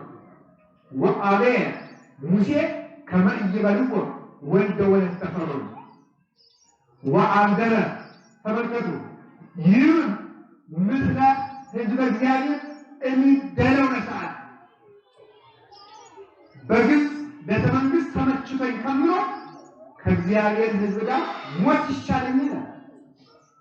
ይሻለኛል አለና ሙሴ ተመልከቱ በተአምኖ ሊቆ ሙሴ አበ ተመልከቱ ሙሴ በእምነት አድጓልና እምቢ አለ ቅዱስ ጳውሎስ። አያችሁ የእምቢታ መሰረቱ እምነት ነው። የእምቢታ መሰረቱ እስኪ በእምነት አድጎ እምቢ አለ በሉ። በእምነት አድጎ በሉ እምቢ አለ በሉ። በመጠጥ እያደርክ እምቢ ብትል አይወጣም። በእንጀራ እየተመሰጥኩት እዚህ በእንጀራ ያበጠው ትከሻ በድንች ያበጠው በዳቦ ያበጠው በሻይና ዳቦ ቦምቦን የተነፋው ትከሻ ነገሩ ትርሽት ብሎ ፀሐይ በመታው ዱባ ይቀራል። በእምነት አድጎ እንዲያል በሞት በእምነት አድጎ እንዲያል ነው። ዘመቻ አልተከለከለም፣ ውጊያ አልተከለከለም፣ ሀገር ማስከበር አልተከለከለም። ግን እሳ በእምነት ነው፣ ቆርቦና ተጸልዮና ናጋዲ ነው እኮ ነፃ ያወጡ አባቶች እኮ አሉ። እናቴ ካለ ሲሄዱ ግን አክሱም ጽዮን አልቅሰው ሰላም ከመለሽ በዚህ ቤተ መንግስት ነግሼ ልኖርበታለሁ። የክርስቶስ ወገኖች ሕፃኑ ሁሉ ተመጣ እናቱን ናግራኑ ሰማይታቱ እየተቃጠሉ እያረሙ አመዱ ነው እየተዘሩ ሕፃኑ እንዲፈራ እናቱን ከፊት ያቃጥላል። እናቲቱ ፈርታ ልትክት ልጇን ከፊት ያቃጥላል። አንዱ ሕፃንም አንደው እናቱን ሲያቃጥሉ በሳት ሲያቃጥሉ የኔ ልጅ የ5 ዓመት ልጅ ከሃዲ ነው ብዙ እሸልምሃለሁ ሾምሃለሁ ክርስቶስ ይሻላል ወይስ እኔ ሲለው ይልቁስ ልሂድበት ወደ ክርስቶስ እንዳልሄድ አትከልክለኛልና ነከሰውና እናቱ ከምትነጥበት እሳት ገባ። እነዚያን በመከራ ያሉትን የጽዋውን ስባሪ የመጽሐፉን ትርጓሽ መልሰው ለንጉሥ ካሌብ ሲልኩበት አልቅሶ ይህን ሕዝብ እግዚአብሔርን እንዳያመልኩ እንቅፋት የሆነባቸውን ድንጋይ እፈጨውና እነቅለው ዘንድ ኃይል ስጠኝ፣ ብትመልሰኝ ግን በዚህ ቤተ መንግስት አይጫነውበት ብሎ ተሳለ። ሂዶ አመድ አድርጓቸው ሰላምን አስከበረ። ምን አደረገ መጨረሻ? አይ እንግዲህ ኃይል የሰጠኝ አምላክ የተመስገነ። ዘውዱ የክርስቶስ ነው እንጂ ተመልከቱ። ትምህርተ ዋዕት ክርስቶስ ዘትትነገር ትንተስፋ ነገሥታት እንቲአከ ይገድፉ ይላል። ስለዚህ ምን አደረገ? ዘውዴ አይረባኝም፣ ዘውዴ አይጠቅመኝም፣ ዘውድና አክሊል ኢየሱስ ክርስቶስ ነው። ይሄንን ዘውዴ ነው ስላችሁ ከጌታ የመቃብር አስቀምጡልኝ ብሎ ኢየሩሳሌም ሰደደና አሻገረ። ወእጠቆሙ ይፈትኑሃል። ሰራዊትም ውትድርና እንጂ ለክርስቶስ ነው። መንግስትን የምናገለግለው ሃይማኖት ቢኖረው ህዝብ ባያርድ ነው እንጂ የማረድ ተባባሪ አንሆንም ብለው ሰራዊቱም እንኪያስ ሃይማኖታችሁ ለራሳችሁ እንዳናምን የምትከለክሉ ከሆነ ግን የእናንተ ሰራዊት አይደለም ብለው ሰራዊቱም ስለ ክርስቶስ ትጥቃቸውን ይፈታሉ። እኛ የክርስቶስ ወታደሮች ነን ይላሉ። በእምነት ያደገ እንዲህ ከቃሉ ጋር ናችሁን?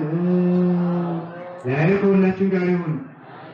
ሙሴ በእምነት እንዲህ አለ። እውነት ይበሉ። ሙሴ በምን እንዲህ አለ? በእምነት። አሁን እውነቴን ነው። ዝም ብላችሁ በእምነት ተሰሩ።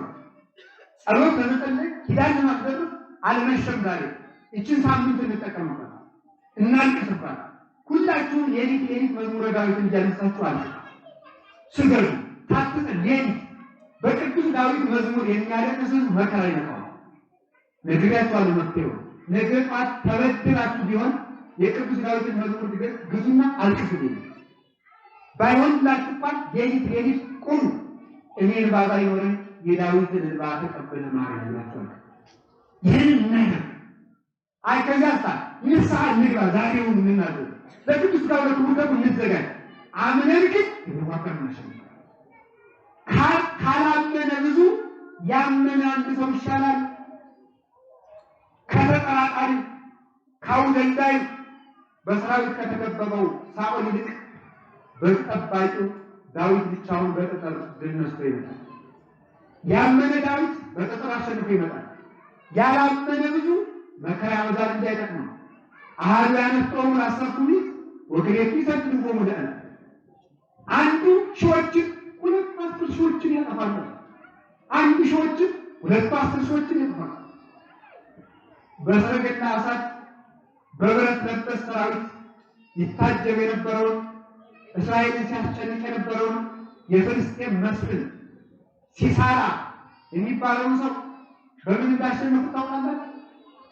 ከደብረ ታቦር ተነስተው ውጊያ ጀምር አለች። እንዲሆነ ውጊያ ስትጀምር ከደብረ ታቦር ጀምረህ ምን ማለት ነው? ከክርስቶስ ጌትነት ተነስተው የተወጣ አሸንፋለሁ። ዲቦራን ምን አላት? ባርቅ የተባለው እስራኤል ወታደር አንቺ ከኔ ጋር ትሄጂ ይሄዳል። ዲቦራ ማለት ንብ ናት። ንብ ማለት ድንግል ማለት ነው። ንብ ጽጌረዳን ቀስማ ወለላ እንደምትሰራ የነቢያት ትንቢት ተቀስፎ ማር ክርስቶስ ተስፋ የተገኘባት ድንግል ማለት ነው። ወዲህ ቤተክርስቲያን ናት።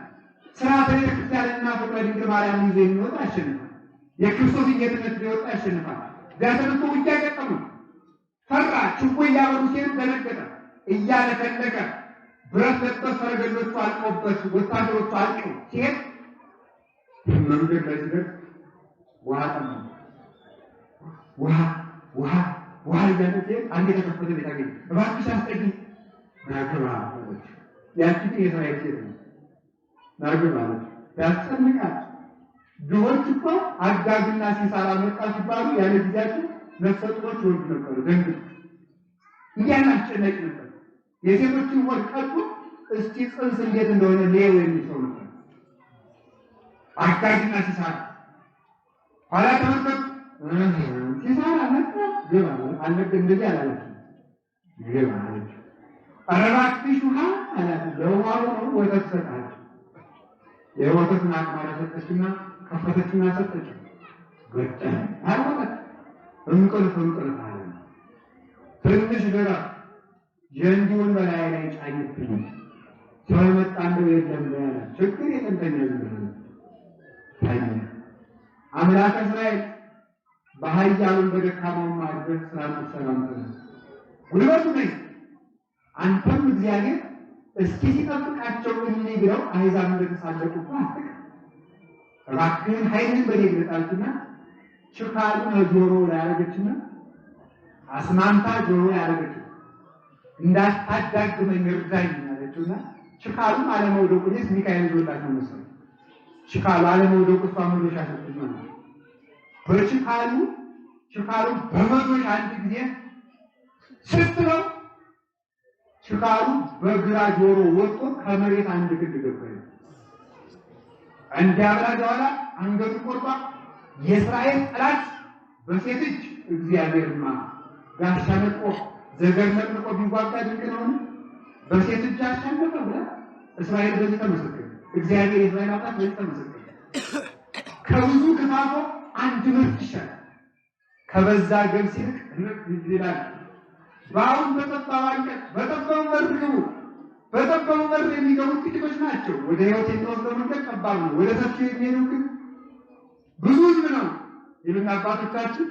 እግዚአብሔር ይላል በጻድቃን ማነስ በኃጥአን መብዛት አያዝንም። ለምን ቢሉ ላም ሲጠርቁ ብዙ ዕንቁ ያለው ተመልከቱ። ዕንቁ ያለው ወርቅ ባለው እንዳይቀና፣ ወርቅ ያለው ብር ባለው እንዳይቀና፣ ብር ያለው ብረት ባለው እንዳይቀና፣ ብረት ያለው ነሐስ ባለው እንዳይቀና፣ ነሐስ ያለው መዳብ ባለው እንዳይቀና፣ አንድ ወርቅ ያለው ብዙ ድንጋይ ባለው እንዳይቀና፣ አንድ ጻድቅ ያለው እግዚአብሔር ብዙ ኃጥአን ቀሩ ብሎ አይጨነቅም። ስለዚህ እግዚአብሔር የሚወደው ከብዙ ድንጋይ አንድ ወርቅ እስኪበሉላችሁ። ከብዙ ድንጋይ አንድ ወርቅ በሉ። ከብዙ ድንጋይ አንድ ወርቅ። እግዚአብሔር ድል የሚነሳው በአንድ ሰው በአንድ ቤተሰብ ከግብፅ ባርነት ኢትዮጵያ 30 ዓመት 40 ዓመት 50 ዓመት 60 ዓመት አልቅሳለች። አሁን የ3 ዓመት ደግሞ ደም አለቀሰች። የራሔል ልቅሶ ተለቀሰ። ቤተ መንግስቱ በየቀኑ የደም ማዕድ የሚቀርብበት ነው። ይሄን የሚሰበረው እንኳን አይወት እንኳን የ20 ዓመት እንኳን የ40 ዓመት እንኳን የ3 ዓመት የ215 ዓመት ባርነት ተሰብሯል። ባመኑ 5 ምርጦች እስቲ ባመኑ 5 ምርጦች ነው። ባመኑ 5 ምርጦች ይቃል ሂጂ ፈርዖንን ትደመስሰዋለህ አለው። እንዴት ልጅ አይደለም አሮን አፍዮናል አባቶች ምን ይላሉ? ይህንን ለቅዱስ ጎርጎርዮስ ሲተረጉሙት አሮን አፍዮናል ማለት ክርስቲያን ሆይ አብነ ነፍሰን ስራ ጀምር እንጂ ንግግር አልችልም አትበል። ስለ እግዚአብሔር ብለህ ተሾም እንጂ ስለ እግዚአብሔር ብለህ እውነት ተናገር እንጂ አንደበቴ ዲዳ ነው፣ ምላሴ ጎዳ ነው፣ መርጫ አይናገርም፣ ቃላት አይከናወንልኝም አትበል። አሮን አፍዮናል ማለት አሮን የተባለ ሊቀ ካህናት ኢየሱስ ክርስቶስ አፍዮናል ወመምህር ዘይቃወም ለነ እንዲህ የሚከራከር ግን መምህራችን በሰለስቱ ምዕት አድሮ አርዮስን አፍ እንደዘጋ፣ በ200 አድሮ የንስጥሮስን አፍ እንደዘጋ፣ በ150 አድሮ የመቅደምዮስን አፍ እንደዘጋ፣ በዳንኤል አድሮ የአናብስቱን አፍ እንደዘጋ፣ በሰለስቱ ደቂቅ አድሮ የእሳቱን የወላፈኑን አፍ እንደዘጋ የኃያላኑን አፍ የሚዘጋል ወመምህር ዘይቃወም ለነ ተከራካሪ መምህራችን ኢየሱስ ክርስቶስ ነው። ምስና ተጥቅሉና እሱ አምባ መጠጊያችን ነው። ተሰውረው ከሚመጡ ጠላቶቻችን ከመናፍቃን፣ ረቀው ከሚመጡ ጠላቶቻችን ከአጋንንት፣ ገዝተው ከሚመጡ ጠላቶቻችን ከሰራዊቱ፣ ከአሕዛብ፣ ከጨካኞች እጅ የሚያድነን አምባ መጠጊያችን ኢየሱስ ክርስቶስ ነው። ነገም ከነገ ወዲያም ደጋግሜ እናገራለን። ለእናንተ ሊመስላችሁ ይችላል። የመደራጀት እንቅፋት የሆንኩባችሁ ሊመስላችሁ ይችላል። ደግሜም እናገራለሁ። ሳያምን የተደራጀ ሰው አይሸነፍም። ሳይጸልይ፣ ሳይቆርብ፣ ሳይታረቅ፣ ሳይነጻ የወጣ ተሸንፎ ይመጣል። ስለዚህ መጀመሪያ ራሳችንን እንስራ። ራሳችንን ይስራል መድኃኒዓለም። ስለዚህ ቤተሰቡን ስሩ። አሁን እንግዲህ ነገ እሑድ አለ። ነገ እሑድ ጀምሮ የተጣላችኋት እህታችሁ፣ የተጣላችሁት ወንድማችሁ፣ የተጣላችሁ ጎረቤት ካለ ያንስሩ። ራሳችሁን ስሩ። በዝሙት ፈርሳችሁ እንደሆነ በጥንቆላ ፈርሳችሁ እንደሆነ ራሳችሁን ስሩ። ቤታችሁን ስሩ።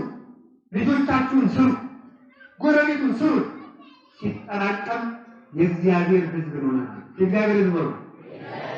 በእግዚአብሔር ሕዝብ ላይ ደግሞ ሰይፍም አይሰለጥንም፣ ሟርትም አይሰለጥንም። እንዲያ ከሆነ ሁለት ጥቅም እናገኛለን። መከራው የመጣ እንደሆነ የሚጠቅመን ከሆነ ፈርተነው እንዳንገድ ደፍረን ነው። የማይጠቅመን መቆየት ካለብን መከራው ከሽፎ እኛ ድል እንድንነሳ ሁለት ጥቅም እናገኛለን። ክርስቲያን ከመከራ የሚያተርፈው አንድ ነገር ብቻ አይደለም፣ ሁለት ነገር ነው። ከመከራው መትረፍ ብቻ ትርፍ እንዳይመስላችሁ፣ መሞትም ትርፍ ነው። ሰይፍ እያዩ በክርስቶስ ፊት ደፍሮ መሞት ትርፍ ነው። መቆየት እየተገጣ ስራ መስራት እየተገጣ የማይጠቅም ሰማዕትነት ውስጥ ሳንገባ መትረፍም ትርፍ ነው። ወሰወሰማ ጊዜ ኢየሱስ ከመተማከሩ ፈሪሳውያን ከመይክድዎ ተግዘ ብዬ ኢየሱስ ክርስቶስ ጌታችን ኢየሱስ ክርስቶስ ፈሪሳውያን ሊገሉት እንደተማከሩ በሰማይ ጊዜ ሸሸ። ምን አለ? ሸሸ ነው። ፈርቶ ነው። ሰራዊትን የፈጠረው ሰው ለምን ሲባል ሊቃውንት የሚስተረጉሙ ይላሉ፣ ወዳጄ ያልጨረስከው ስራ ካለ ከሞት ጋር ትግል አትጥል። ምን ካለ አልኳት? ኧረ በሉ ያልጨረስከው ስራ በሉ። ያልጨረስከው ስራ ካለ ከሞት ጋር ምን አትጥል፣ ትግል አትጥል ማለት ክርስቶስ ስራ ስለነበረው መሞት በሌለበት ጊዜ አልሞተም። በ2 ዓመቱ አልሞተም፣ ተሰደደ፣ ስራ ነበረው። በ10 ዓመቱ አልሞተም፣ ስራ ነበረው። ወንጌልን ማስተማር ነበረው። በ30 ዓመቱም አልሞተም፣ ገና ነው። 3 ዓመት ወንጌል ማስተማር ነበረው። በ32 ዓመቱ በ31 ዓመቱ አልሞተም፣ በምር በምር ወንጌል ሲረዳል ዓለምን ዙር አስተምሮ ወንጌል በምር ለሐዋርያት ሲረዳለት ለድነት ዓለም በማይከል ዓለም በቀራንዮ ተሰቀለ። ግን አንባባቶች ሲሰሩት ስራውን ሲጨርስ ተሰቀለ። እስኪ ባሉ ስራውን ሲጨርስ ዓርብ ነው። ዓርብ ማለት ነው መካተቻ ማለት ነው። እስኪ መካተቻ ነው ማለት ዓርብ ማለት መካተቻ። ክርስቶስ ዓርብ የተሰቀለበት ምክንያት ስራውን አካቶ ስለጨረሰ ነው። ስራውን ሲያካትት በዕለት መካተቻ ተሰቀለ። እኛ ምኑን ጨርሰን ገና ቀምተን ያልመለስነው ብዙ አለ። ሰርቀን ያሰደድነው ብዙ ነው። በሐሰት መሰክረን መስክረን ያሳሰርነው ብዙ ነው። ሰውነታችን በዝሙት እንደረከሰ ነው። ሆዳችን በስግብግብነት እንደተያዘ ነው። ልባችን ቂም እንደቋጠረ ነው። ዓይናችን በእንቅልፍ እንደደከመ ነው። ጉልበታችን በዙረት በጭፈራ እንደደከመ ነው። ምኑን አስተካክለን ነው ችግር የለንም ወታለን እንዲህ ያለው ይባላል። መጀመሪያ መስራት ያለብን እንስራ። ሰምታችኋል? ለጥፋት የተዘጋጀ ከተማ ነጋሪት ይወስኑበት አይሰማም እንደተባለ ይዘንም መሳጥን ላይ ለኃጢአት በኃጢአተኞች ላይ ወጥመድ ይዘናል። ባልጋሪት ወጥመድ የተባለው ለአንዱሳን ታቦት ወጥመድ የተባለው የሊቃውንት ትምህርት ነው። ለምን ወጥመድ ተባለ ሲባል ለክፉዎች መጥፊያ ይሆናልና ሰምቶ አልሰማውም እንዳይ ለመፈረጃ ይሆንበታልና ለደግ ደግሞ ለስራ ይሆናል። አባቶች ያስተማሩት ነግሬያቸዋለሁ። እምንት ነው ቤተሰብ መስራት ነው። እስቲ ከነገ ጀምሮ ደግሞ ቀንጃች ነው ታው ዛሬ ሰልፍ ነው ብለን የለ ከነገ ጀምሮ ቤተሰቤን እሰራለሁ ቤተሰቤን እሰራለሁ ማንን የምትሰሩት? ቤተሰብ። አሁን ደግሞ እንዳለ የተጣላችሁ ሰው በሙሉ የሚሰክር ወንድም እንዳላችሁ ይገኝ ጣፍ ይጠቅማል። ለክርስቶስ የማይረባ ገንዘብ የለም። እውነቴን ነው የምነግራችሁ። ዕቃ ሲያፈስ ይጣላል። ለክርስቶስ ግን ያለቀ ዕቃም ሲመጣ አዲስ ነው። ብዙ ያለቀ ዕቃ እኮ መጥቷል። ሰባራ ዕቃ እኮ ነው። ድሮ ሰምታችኋል? በተቀደም ሰባራ ይላል። የአምሳ ሳንቲም ስምንት ሰጥቶ የ5,000 ብር ቀፍ ይዞ ቤት አይናቶቻችን የዋነታቸው ቅቤውን ሰጠው እንጀራውን በልቶ እገኒ ሰባራ ዕቃ ሚላለ ታሳግኝ እንደሆነ ይባላል። ዶሮ ይታረድበታል። ቁልጫ ሚረጭና ያ ማለት ሰባራ ዕቃ በሉ ሰባራ ዕቃ ብሎ አሁን መንደር ለመንደር ብዙ ሰባራ ዕቃ ሲጋራ የሰበረው ጫት የሰበረው ብዙ ልንረስረው የሚገባ ነው። ብዙ ሰባራ የተቀደደና ፈስ ተዳራራ ያን ሰባራችሁን ስሩ። በቃ ነው ብሎ ነው እንታካ ወይታ ወይታኩም ይጸርፋ ይዛማለት በእግዚአብሔር እናንተ ክፉዎች በእናንተ ምክንያት አይዛብ ይሰድቡኛል እኔን አለ እግዚአብሔር። ምን ብለው ቢሉ ያሉ ሊቃውንት ሲሰሩት እኒህ ክርስቲያኖች አምላካቸው አያድናቸው ባይሆንነት ይሆናል አቅም የሌለው ይሆናል ብለው ይሰድቡኛል። እንዳረዳችሁ ደግሞ ጨክኜ ነው እና ቀልባችሁ ትችላለች እና ትስልጨክን ትችላለች። እኔ ግን ከዚያ በላይ ለመሆኑ እናታችሁን የፈታሁበት የትችል ጋር ነው ይላል። እናታችሁ ቤተ ክርስቲያንን ያሰናበትኩበት አንቺ እኔ አይደለሽ ያልኩበት መቼ ነው? እናታችሁን ሳልከታት እናንተ ስለምትበተናላችሁ። ስለዚህ ተመልከቱ። ባይ የሚገርማችሁ እኮ እኛ እግዚአብሔርን የምናሰድብ ሆነ ትገኙ እኒህ ክርስቲያኖች ኃጢአት የሚሰሩ ስለምንድን ነው? አምላካችሁ ኃጢአት ቢወድ ነዋ ይወድ ይሆናል ኃጢአት ስለሚወድ ነዋ ብለው አይነታቸውም እንዴ አቅም አቅቶት ይሆናል ብለው ብሎ ካህናት ተመልከቱ። ተመልከቱ አይየው ውእቱ አምላኮሙ ከመ ይበሉነ አሕዛብ ምህላን ስማ ቃላ ይላል። እስኪ የተመኩበት ክርስቶስ ወዴት አለ? ሲያድናቸው አናየው እንዳይሉ ተቀጣሚ ተከታይ የሌለ የአብ አካላዊ ቃል ምህላችን አትስማ ይላል። ማረና አንቺ ባባቶቻችን እንዳንሰማ ምህላው ተቋርጧል። እኛም ስለምንጎሻቸው በዚህ በጭረት በድፋት ስንባላ በገጀራ ምንጭር መጣ አገሬን አሁን የምንጫዋት ሊቃውንት ይሰሙኛል። እናንተ ራሱ ምትሄዳል እነሱ ጋር የሚባባሉ ሲጫዋቱ ምን ለምን ያልተቋረጠ አይቴ ይህ ተምክቶው ከመንጅበሩ ለሁሉ ደመርገብ ምንዳነ ስምህ ማርያም የመርገም የዲያብሎስ ልጆች ማርያምን ያህል እናት አለችን ይላል። አታድናቸውም እንግዲህ እስኪናያት እያሉ እንዳይሳለቁ ረመቤታችን የሌላችን ስም ይላል። ግን ምንጣው እንዳይሰማ እኛም ቤት ተንኮላል ታቁ መጣላት ነው የለው ሰው እዚሁ በሰም ምስራቅ ቆዳንም ምኑ አሁን ባንጣጣም ታውን ምቀኞች ባንሆን በወንድማችን ውድቀት ደስ ባይለና በወንድማችን ማግኘት ባይከፋልና ጋኔል ባንሆንና እግዚአብሔር ይቅር ይበለን ይቅር እንድንባል ይቅር ማለት ነው። ስለዚህ የፈረሰ ወይም እሱ የፈረሰ አይቀና ይነግራቸዋል። እግዚአብሔር ይፈርድባቸዋል። ማመን ከጎረቤታችን የተጣላ ሰው ካለ ያን ካላሰረቃችሁ እግዚአብሔር ይፈርድባቸዋል። ነገ ሌላ ስራ ይኖራል። እንደተመለሳችሁ ከነገ ከቅዳሴ በኋላ ማናችሁ ተማሪ ብትሆን ኩታ 11ኛ 12ኛ ክፍል 10ኛ ክፍል ብትሆን ጓደኛ ፈልጋችሁ ማስታረቅ አለበት። የተማታ እናት አባት ካላችሁ ማስታረቅ አለበት። ሁላችሁ ቤት እንስራ። አረ ቤት እንስራ ወል ምናላችሁ ቤት እንስራ። ምን እንስራ አሉ? ቤት እንስራ። ከዚያ በኋላ ሳማና ቤተሰቡ ተሰራ። እንግዲህ ራሳችን ሰራ ነው። አቤት በእምነት እንሰራለን። ራሳችን በጸሎት እንሰራለን፣ በቁርባን እንሰራለን፣ በእውቀት እንሰራለን። እስኪ ያንተልከ እስኪ የኢትዮጵያ ምንባል የኢትዮጵያ ገርምስ ያላችሁ እጃችሁ ያላችሁ አው ያላችሁ ገዝታችሁ ያላችሁ ሼሌናችሁ የኢትዮጵያ ገርምስ ያላችሁ ገዝታችሁ ያላችሁ ወይ በእውነት ወገን ድንግል ኮነቱ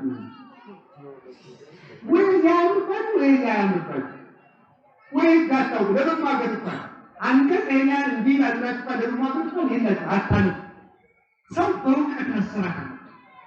በሀብት መሰራት አለ። ሰርት ተክተን መነገድ ይጠበቅብናል። ነጋዴዎች መተባበር አለባቸው። እርስ በርስ መባል ነጋዴዎች ወሰኑኛ ነው ይል ሲነጋዴው ነው ንግብር አልተኑባቸው አውጣው ወደማውት ነው አውጣው አረታው እንደነገ ነገር ክርስቶስ ያወጣ አይታወጣው በዚህ ውጣችሁ ራሳችንን እንሰራለን ወሉ በእውቀት በሃይማኖት በጸሎት ቤተክርስቲያን በማድረግ በቁርባን በንስሐ በሰላም በእርቅና በፍቅር በሰላም በዚህ ሰራለን። ቀጥለን ቤተሰቡ ሰራለን። በምን የተሰበሩ አሁን ቤተሰቡ ተሰራ። ሊቀ ካህናት አለ። ቤተሰቡ ትዳር ከተሰራ ሀገር ይሰራል። ወጥ ነው። ሶስት ቤተሰብ ሶስት የፈረሰ ቤተሰብ አለ። ደግሜ ወንጌል ይነገራል። ግን ለምን ይይዛል? ኢትዮጵያ ሶስት የፈረሰ ቤተሰብ አለ። ያን ከሰራ ነው ሀገር ይሰራል። ምን ማለት ነው? ምን ገዳም አንዱ ቤተ ክህነት ትዳር ሶስቱ ፈርሶ ንጉሥ ነው ፈረሰ። መጫወቻው ንግድ ሆነ። ምን አለው? ትንሽ ከፍ ሲል ማለት ደጋፊ ነው። ደጋፊ ያደረገ አባገሪና ተቆብ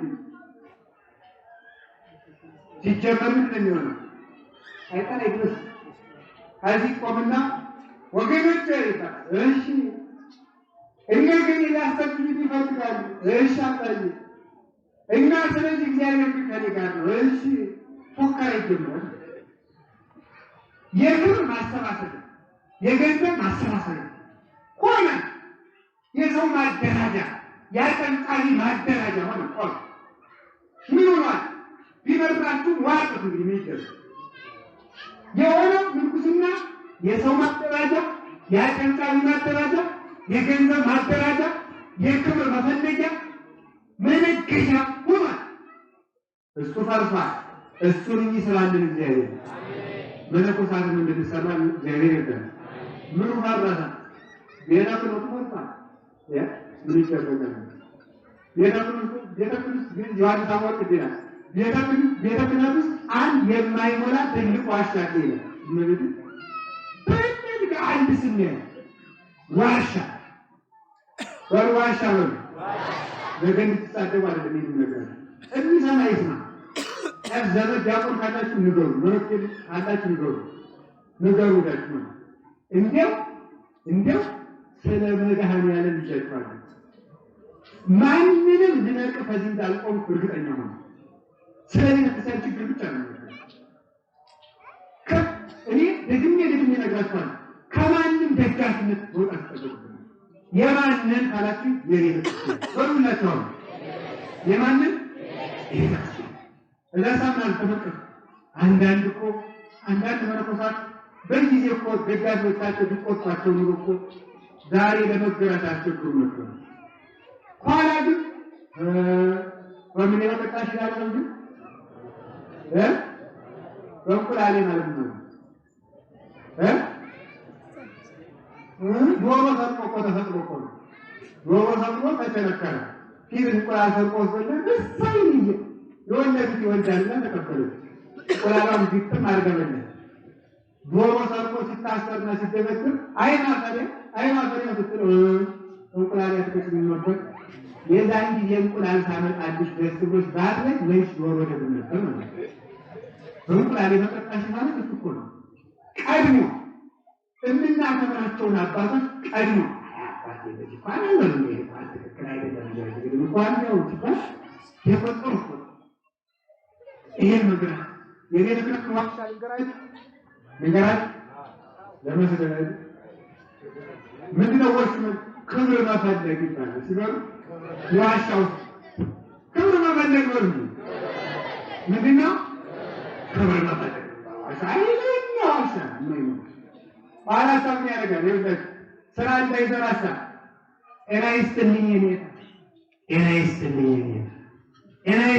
የኔታ አንድ ስራ ይሰራል። መጥመሳለሁ አንድ ስራ ይሰራል።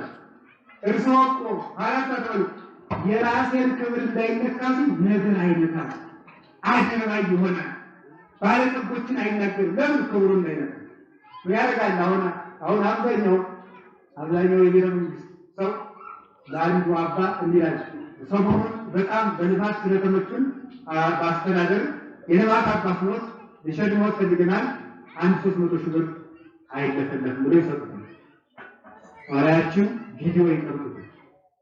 ከዛ በኋላ ህዝቡ ሲጨቆን ያጳጳስ ወይም ያመነኩሴ ይወጣና ወይም ያስተዳዳሪ ህዝቡን አትበድሉ ሲሉ ማታ ይደውሉና ያን ነገር እናውጣው ነው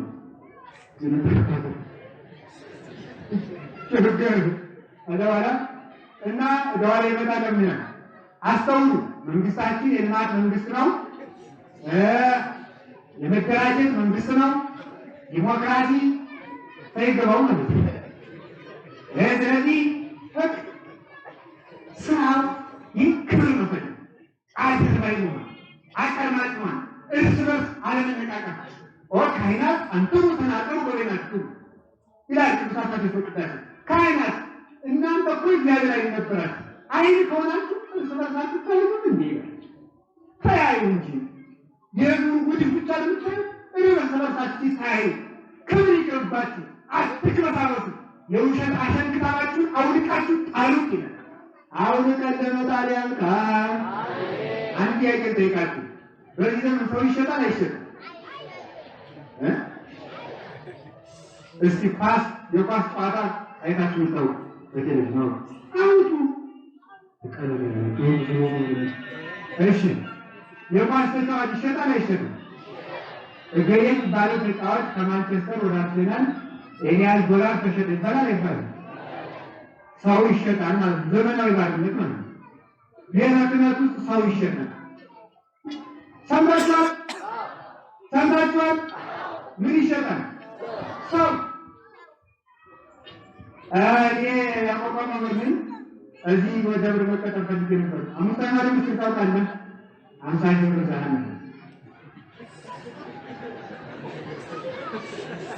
እኔ በመጽሐፍ ተመርቄ ነበር። እንደው መቀጠል ፈልጌ ነበር። 10 ትእዛዛት ፈጽመሃል 100 ሺህ ብር እንደዚህ ይባላል። እኔ አለቃ መሆን ፈልጌ ነበር አዲስ አበባ 15 ነገር ያታውቃል 150 አቃስ ለውድድር ይመዘገባል። በሰምነው 18 ሊቃውንት ታምናለህ? 300 ሺህ ብር ሰው ይሸጥ ሰው እየሸጥ ላንሸጥ ላንታረቅ ላንገደል እኛው እኮ ነን ረዱን ብለን ታንተን ሞክተን እኮ የተቀመጥነው እኛው እኮ ነን የሰባነው ለመታረቅ የተዘጋጀነው ከእኛ በላይ እድል መታረቅ የሚገባው ማለት ነው። አሁን ይሁንላት ያልተሰራ ይሄ መፍትሄው በእንቁላል የበቀጣች በተማሪነት ነው ሰው መሰራት ያለበት። ሌላው የፈረሰው ትዳር ነው። እስኪ ትዳር ነው ቆንጆ ማለት አውጥ ሳይመጣም አይገባችሁ ታገባላችሁ አይገባችሁ ታሰሩ ይሄን እንደምታገባው እንታገቡት ለመድረክ እንደሆነ አይገባችሁ መሶብ ሲያይ እንጀራ እንደሚለው ሰው ሁሉ ሴት ማግባት ዝምሮ ምዘቁ ሲያብ እንደዚህ ነው ይካለሽ ነው አረካስተውራለ ተሰፋደት እንኳን እንደምትል ቢረው ትክክል በደንብ ትካክላለች ይሄ ሴት ነው ማለት ጫማ ማለት ቀሚስ ማለት ቀሚሱ ይክር ሁሉ ብታረ ብቻ ሲያክቱ ይሄ የዝሙት ዕቃ ነው ትክክል አይቶ ማግባት አስታውሶ መኖር የትዳር አመልን ተሸክሞ መኖር ልጅ አስተዳደግ ቀርቶ በሚያደርግ እንጂ ልጅ የሚያሳድግ የለም። ልጆችን የሚያስቀድስ የለም፣ የሚያስተምር የለም፣ ምጽዋት የሚያስተምር የለም። ልጆችን የቤተክርስቲያን ይዘው ሲመጣ በቀኝ እጃቸው ብር ይዘው እንዲመጡ፣ በግራ እጃቸው ጣፍ ይዘው እንዲመጡ፣ በግራ እጃቸው ብር ይዘው በቀኝ እጃቸው ጣፍ ይዘው እንካ እግዚአብሔር ነው ያሳደገ። ይሄን የገዛልህ እግዚአብሔር ጭጣም የገዛልህ እግዚአብሔር አንተ ደግሞ እግዚአብሔር ስጠው ብሎ ያን ወስዶ ከሙዳይ ምጣት የሚያመጣ ልጅ አስተዳደግ እርቅ የሚፈጽሙ ልጆች ትልቁ ልጅ ትንሹ ልጅ ሲበድለው ይቅር በለኝ ትንሹ ትልቁ ይቅር በለኝ ትንሹ የትልቁ ነገር እጠር ልጅ አስተዳደግ ሲበላሽ የክርስቲያን ትዳር ሲፈርስ ኢትዮጵያ ፈረሰችላችሁ። ምን እናድርግ? ጌታ ምንድን ነው ያለው? እናንተ ጨው ናችሁ። አንተ ሙሴ ወለምድ ወመስጥ ያው ደሳ በምን ትንከይ ከስሙቆ ጨው ብቻ ከሆነ በምን ይጣፍጣል? ጨው ብቻ ከሆነ በምን ይጣፍጣል? ምን ማለት ነው? ዓለምን የሚያጣፍጣት ክርስቲያን ነው። ክርስቲያን ብቻ ከሆነ ማን ያጣፍጣው? እስኪ ክርስቲያን ብቻ ከሆነ ነው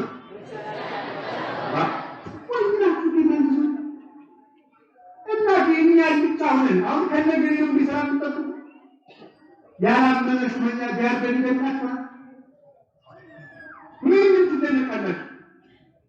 የትኛው ቆን ጋር የሚፈራላችሁ? እኛ ያላጣፈጥነውን ዓለም ያላመነ ተሾሞ ያጣፈጥልን እንጂ ለዚህ መድኃኒቱ መሰራት አረመሰራት አሉ ምናላችሁ መሰራት ይባላል። በክነት ተሰሩ አረጋችሁ በፍጹም እና በፍጹም በቅዳሴ መሰራት አለብን። በፍጹም የፈለገ ችግር ገጥማችሁ ዛሬ ቃል ትገቡልኛላችሁ። ቀንጀት ነው አውቁ የነግሬያችኋለሁ። እቺን ዘመን ማሻገር አለብን። ከዛሬ ጀምሮ በሉ ኪዳን ሳላስደርስ አልውልም በሉ ያለን ሳባት አልኖርም። ለሥጋው ደግሞ እዘጋጃለሁ፣ የተጣላሁትን እታረቃለሁ፣ የቀማሁትን እመልሳለሁ፣ የበደልኩትን እክሳለሁ፣ በክርስቶስ እኖራለሁ። አምላክ ቅዱሳን ከነዚህ ስለዚህ አላችሁ የላችሁም? አንድ 20 ደቂቃ ልጨምር ትስማማላችሁ? እንግዲህ እግዚአብሔር ተወላችሁ 20 ደቂቃ ከጨመርኩ ይሄ ተጨመርኩ ይሄ ነው አቁማችሁ እንደመብላት እንጨት እጎር እነዚህ ነው አትማሩ። ከቃሉ ጋር ናችሁ? ትንሽ ታገሱ። ትንሽ 20 ደቂቃ ብቻ መራገሩ ማለት ተቆጣጣ 20 ደቂቃ ካለ አላችሁ የላችሁም? ስለዚህ እርስ በርስ የሚላይ መንግስት ጠፋ፣ እርስ በርስ የሚላይ ቤተሰብ ጠፋ፣ እርስ በርስ የሚላይ ነገር ጠፋ። ስለዚህ የተለያየ ቤተ ክህነት የተለያየ ሰምታችኋል። እስቲ ሰምታችኋል። እያንዳንዱ ቤተክርስቲያን ስም አለው። የእናንተና ደብር ይባላል፣ የምክሬ ደብር ይባላል፣ የቄጣ ደብር ይባላል፣ የጅባ ስራ ደብር ይባላል፣ ያፈራና ተደግምተና አንድ ማለት እርስ በርስ ስም ታወጣችናችሁ የኛ ወገን እኮ ነው የእግዚአብሔር ወገን ረበሞት እግዚአብሔር ወገን ነው የማን ወገን ይሄ ነው የማይረባ መደራጀታችን የማይረባ አድማችን የማይረባ ምክራችን ሶክክሙ እንደተኮነ ሶክክሙ እንደተኮነ ለይወሪ ታውቅ ሶክክሙ እንደተኮነ ነገር ማለት ነው ተደብቃችሁ የመከራችሁት ያድማ ምክራችሁ አለ ተገልጦ ክትክታ አለላችሁ አለ እገሌን እናጥፋው እሺ ስብሰባ ላይ እገሌን ይበል አንተ ደግሞ እንዲበል ብላችሁ በውሸት የተደራጃችሁ መደራጀት ዛሬ ሶክክሙ እንደተኮነ የራሳችሁ ምክር ቡቃያ የነበረው ክትክታችሁ እናንተ ሊፈለክላችሁ መጣ ለምንድነው እናንተ በወንድማችሁ የሰራችሁት አድማ በእህታችሁ የሰራችሁት አድማ በሰው ላይ የሰራችሁት አድማ ሰው አላየንም ብላችሁ እግዚአብሔር እያያችሁ ተደብቃችሁ የተደራጃችሁት አድማ እንደተኮነ ቆመጥኖ መጣላችሁ አለ ቆመጥኖ መጣላችሁ ነው በእኛው ዱላ ነው የምንገረው ስለዚህ ዛሬ ጀምሮ ዘረኝነትን አስወግዱ ዘረኝነት የሚጀምረው ሌሎችን ባለመቃወም ሳይሆን የራስን ባለመስማት በየወቅቱ የራሳችን አወጣ ቆመን ሳይሆን እግዚአብሔር ይጠብቃል ያደቀደ ልብ በሉላት ቆም እግዚአብሔር አይዘበትበትም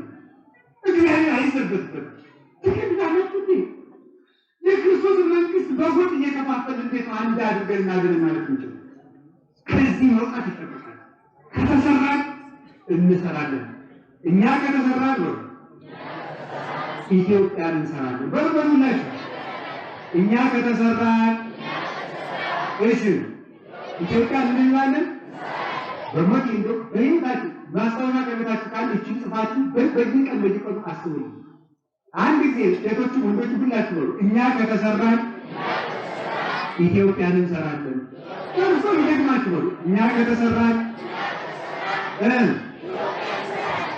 ከተሰራን እሺ 70 ዓመት የፈረሰችውን እስራኤል ማን እንደሰራው ማለት አንድ የተሰራ ነህምያ የሚባል ነህምያ የንጉሱ ጠጅ አሳላፊ ነበር ካማይ ጠጅ አሳላፊ ነበር እወዳለሁ ንጉሱ ምን ታድርጋለ የፈረሰው የአባቶችን መቃብር ሰርቻለሁ እርግጥ ነው ንጉሱ ሰራዊታችሁ ነው 70 ዓመት ፈርሳ የነበረችው ኢየሩሳሌም በ52 ቀን ሰርተው የተሰራ ነው አሱ የፈረሰ ነው አገር አይሰራ ፈርሰናል አልኳችሁ እኮ ዝሙት አፍርሶናል አልኳችሁ ነጥል እኮ ነው በጭፈራ በዘፈን በሱስ የፈረስን እኮ በነገር ፈርሰናል እኮ እኛ እንሰራና ገይት እንሰራ ፈርሰን ሲያበቃ የተሰራ ሀገር መጠበቅ አይጠበቅም እግዚአብሔር ይስራል ትዳሩን የሚሰራው ገዳሙን የሚሰራው ቤተክህነቱን የሚሰራው ጾሙንም እግዚአብሔር ይስራል አላችሁ የላችሁ ይሰራ ማን ይሰራል ሀገር ይሰራል እሺ በጣም ጥሩ ስለዚህ ምን አለ ጌታ ስለዚህ ሰይጣን እርስ በርሱ እንደዚያ ከሆነ ሀገርም ትላይ ከጠፋ ህዝብም ትላይ ከጠፋ መንግስትም ትላይ ከጠፋ ሰይጣን የሚያወጣው ሆነ እንዴት ብሎ መንግስቱ ሊቆም ይችላል አለ እንጃስ አላቸው ከቃሉ ጋር ናችሁ ሰይጣንን ካወጣ እርስ በርሱ ተለያየ ወሩ ሰይጣንን እሺ ስለዚህ ርዕሳችን ምንድነው ሰይጣን በሰይጣን ያወጣል ሰይጣን በሰይጣን አይወጣም ሰይጣን ማለት እንዲያው ቅዱስ ቄርሎስ እና ቅዱስ ሳዊሮስ ይሄን ተርጉሞታል ብኤል ማለት መልአክ ማለት ነው ዜቡል ማለት ምን ማለት ነው መሰላችሁ ዲያብሎስ ማለት ነው መልአክ ማለት ነው ብኤል ማለት መልአክ ዜቡል ማለት ዲያብሎስ ማለት ደግሞ እርኩስ ማለት ነው ዲያብሎስ ማለት እርኩስ ማለት ነው አንድም የምናባታችን ኦርት ሰራሪ ነጥቡ ወይ ፈታዊ አምላክና መስተዋዲ በአመፃ ማለት ነው። ዲያብሎስ ማለት ሰይጣን ማለት ደግሞ ይላል ቅዱስ ቄርሎስ እንደሚተረኩ ሰይጣን ማለት ደግሞ ሩቅ እምስማት እግዚአብሔር ሩቅ እምብርሃን እግዚአብሔር ሰይጣን ማለት ከእግዚአብሔር ብርሃን የተለየ ማለት ከእግዚአብሔር ብርሃን የተለየ ሰይጣን ይባላል። ሁለተኛ ርኩስ ዲያብሎስ ይባላል። ዲያብሎስ ማለት ርኩስ ማለት ነው። ስለምን ቢሉ ይላል ስለምን ቢሉ እሱ እግዚአብሔርን አላመሰገንም ባለ ጊዜ ሶስት ችግሮች ደርሰውበታል። አንደኛ ብርሃኑን ተገፏል፣ ሁለተኛ ዕውቀቱን ተገፏል፣ ሶስተኛ ቅዳሴውን ተገፏል። ሶስት ነገር ያላችሁ ምንድን ነው? ምናችሁ እየሰማችሁ ራሳችሁ ነው እንደምትሰሙ። አንደኛ ብርሃኑን ነው፣ ቀጥሎስ ሶስተኛ ቅዳሴውን ተገፏል። ሶስቱን ስለተከፈተ ርኩስ ነው። አያውቅም፣ በደንብ ስሙ፣ አያውቅም፣ ንጹህ አይደለም። ሊያዘሙ ምንድን ነው? ብርሃን የለውም፣ ጨለማ ነው። ወገጡ በፍጹም በጽልመት ተብሎ እንደተነገረበት ኪዳንን ጠቅሷል። ስለዚህ ሰይጣን እንደዚህ ነው። ሰራሪ ኦፍ ሰራሪ ማለት ነው።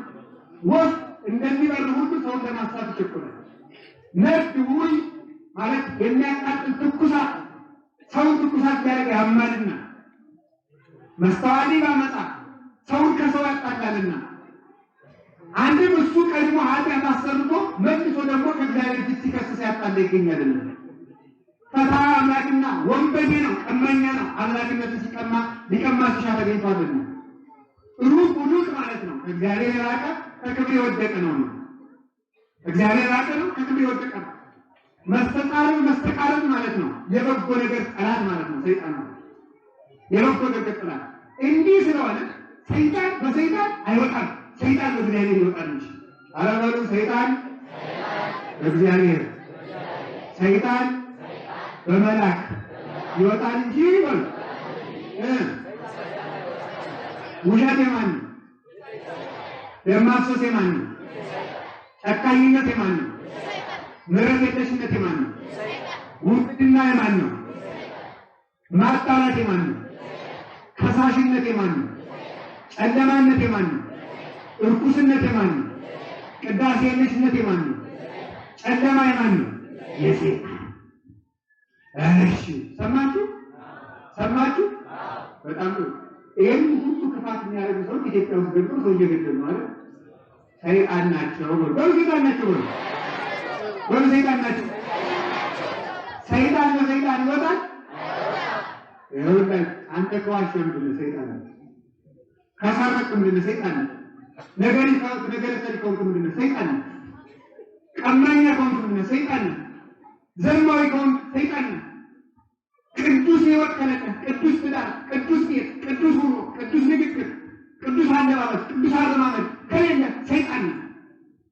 ከብርሃን እግዚአብሔር የራቀ ሥጋው ደግሞ ብርሃን ነው፣ ከሱ የራቀ ካህን ብርሃን ነው፣ ከሱ የራቀ ወንጌል ብርሃን ነው፣ ከሱ የራቀ ቤተክርስቲያን ብርሃን ናት፣ ከሱ የራቀ መስቀል ብርሃን ነው፣ ከሱ የራቀ ከዚህ የራቅ ካለ ሰይጣን ነው። እንግዲህ ሰዎች ሰይጣን ከሆኑ እኛ ሰይጣን ከሆኑ ሰይጣን ነበር። የነገ ሰልፋችሁ በዚህ ነው። ሰይጣን ያወጣው በሞት የነበሩ ሰዎቹ ሰይጣን ነው እያረዱን ነው። መልአክ ካልሆን በስተቀር ሰይጣን እንደሆነ እናስወጣቸው። ዓላማ ይሄ ነው። የትምህርታችን ዓላማ በዚህ ነው። ሰይጣንን የምናስወጣው መልአክ ከሆን ብቻ ነው። ወሩላችሁ እየሰራን እየቀጠል እኛ ሰይጣን ሆነ ሰይጣን በሰይጣን ስለማወጣ ሰዎቹ ለምን አራቁልን? የዛሬ ዓመት ታረዱ፣ የዛሬ 2 ዓመት ታረዱ። በዚህ ጅጋ ተቃጠል፣ በአርሲ ተቃጠል፣ በየትኛው በዶዶላ ተቃጠል፣ አሁን በአጣዬ ተቃጠል፣ በየትኛው በቤኒሻንጉል እየነደድን ነው። የትም እንቃጠላለን። በየዳርቻው በሰሜን በደቡብ በምስራቅ በምዕራብ በሁሉም የኢትዮጵያ ክፍል ክርስቲያን እየታረደ ነው። በደቡብ ይታረዳል። ደቡብ ኢትዮጵያ ውስጥ ምስራቅ ኢትዮጵያ በአፋር ይታረዳል፣ በሐረር ይታረዳል፣ በጅማ ይታረዳል፣ በትግራይ ይታረዳል። እዚያ ውስጥ የሚያሉ ክርስቲያናት በአማራ ይታረዳል፣ በኦሮሚያ ይታረዳል። ለምንድን ነው? ኦሮሚያ አብይቶ ጦር ተንተሳን ጦር መንቃን ተደረገ አስቀድስ በሲኖዶስ መንቃ ታውጅ ለምን ሞት አይቀርም? ማስጠንቀቅ ሰይጣንን ስለማያወጣ እኛ በክፋታችን አጋንንት ስለሆን አጋንንቶቹ ከምክራችን አርቀው እግዚአብሔር እኛን ከአጋንንትነት ወደ መላክነት መልሶ አጋንንቱን እንዲያርቃቸው ቅዱስ ፈቃዱ ይሁን። ነገ ቀሪውን ትምህርታችን ከሰዓት የፈለገ ነገር ቢሆን አትቀሩም ትቀራለች። እስኪ ማስተውላችሁ ነው ማቀሩ እግዚአብሔር ስትል ነገ ትምህርቱን እንቀጥላለን። ያስተማረን የመከረን የቅዱሳን አምላክ ከሁላችን ጋር ይሁን። የሀገራችን ሰላም መድኃኔዓለም ይላክልን። ያዘኑትን ሁሉ ያረጋጋልን። በልዩ ልዩ ችግር ተጨንቀው ቆስለው በዛፍ ውስጥ በገደል ተጥለው የሚሰቃዩትን ሁሉ ቸር መድኃኔዓለም በቸርነቱ ይድረስላቸው። ስብሐት ለእግዚአብሔር ወላዲቱ ድንግል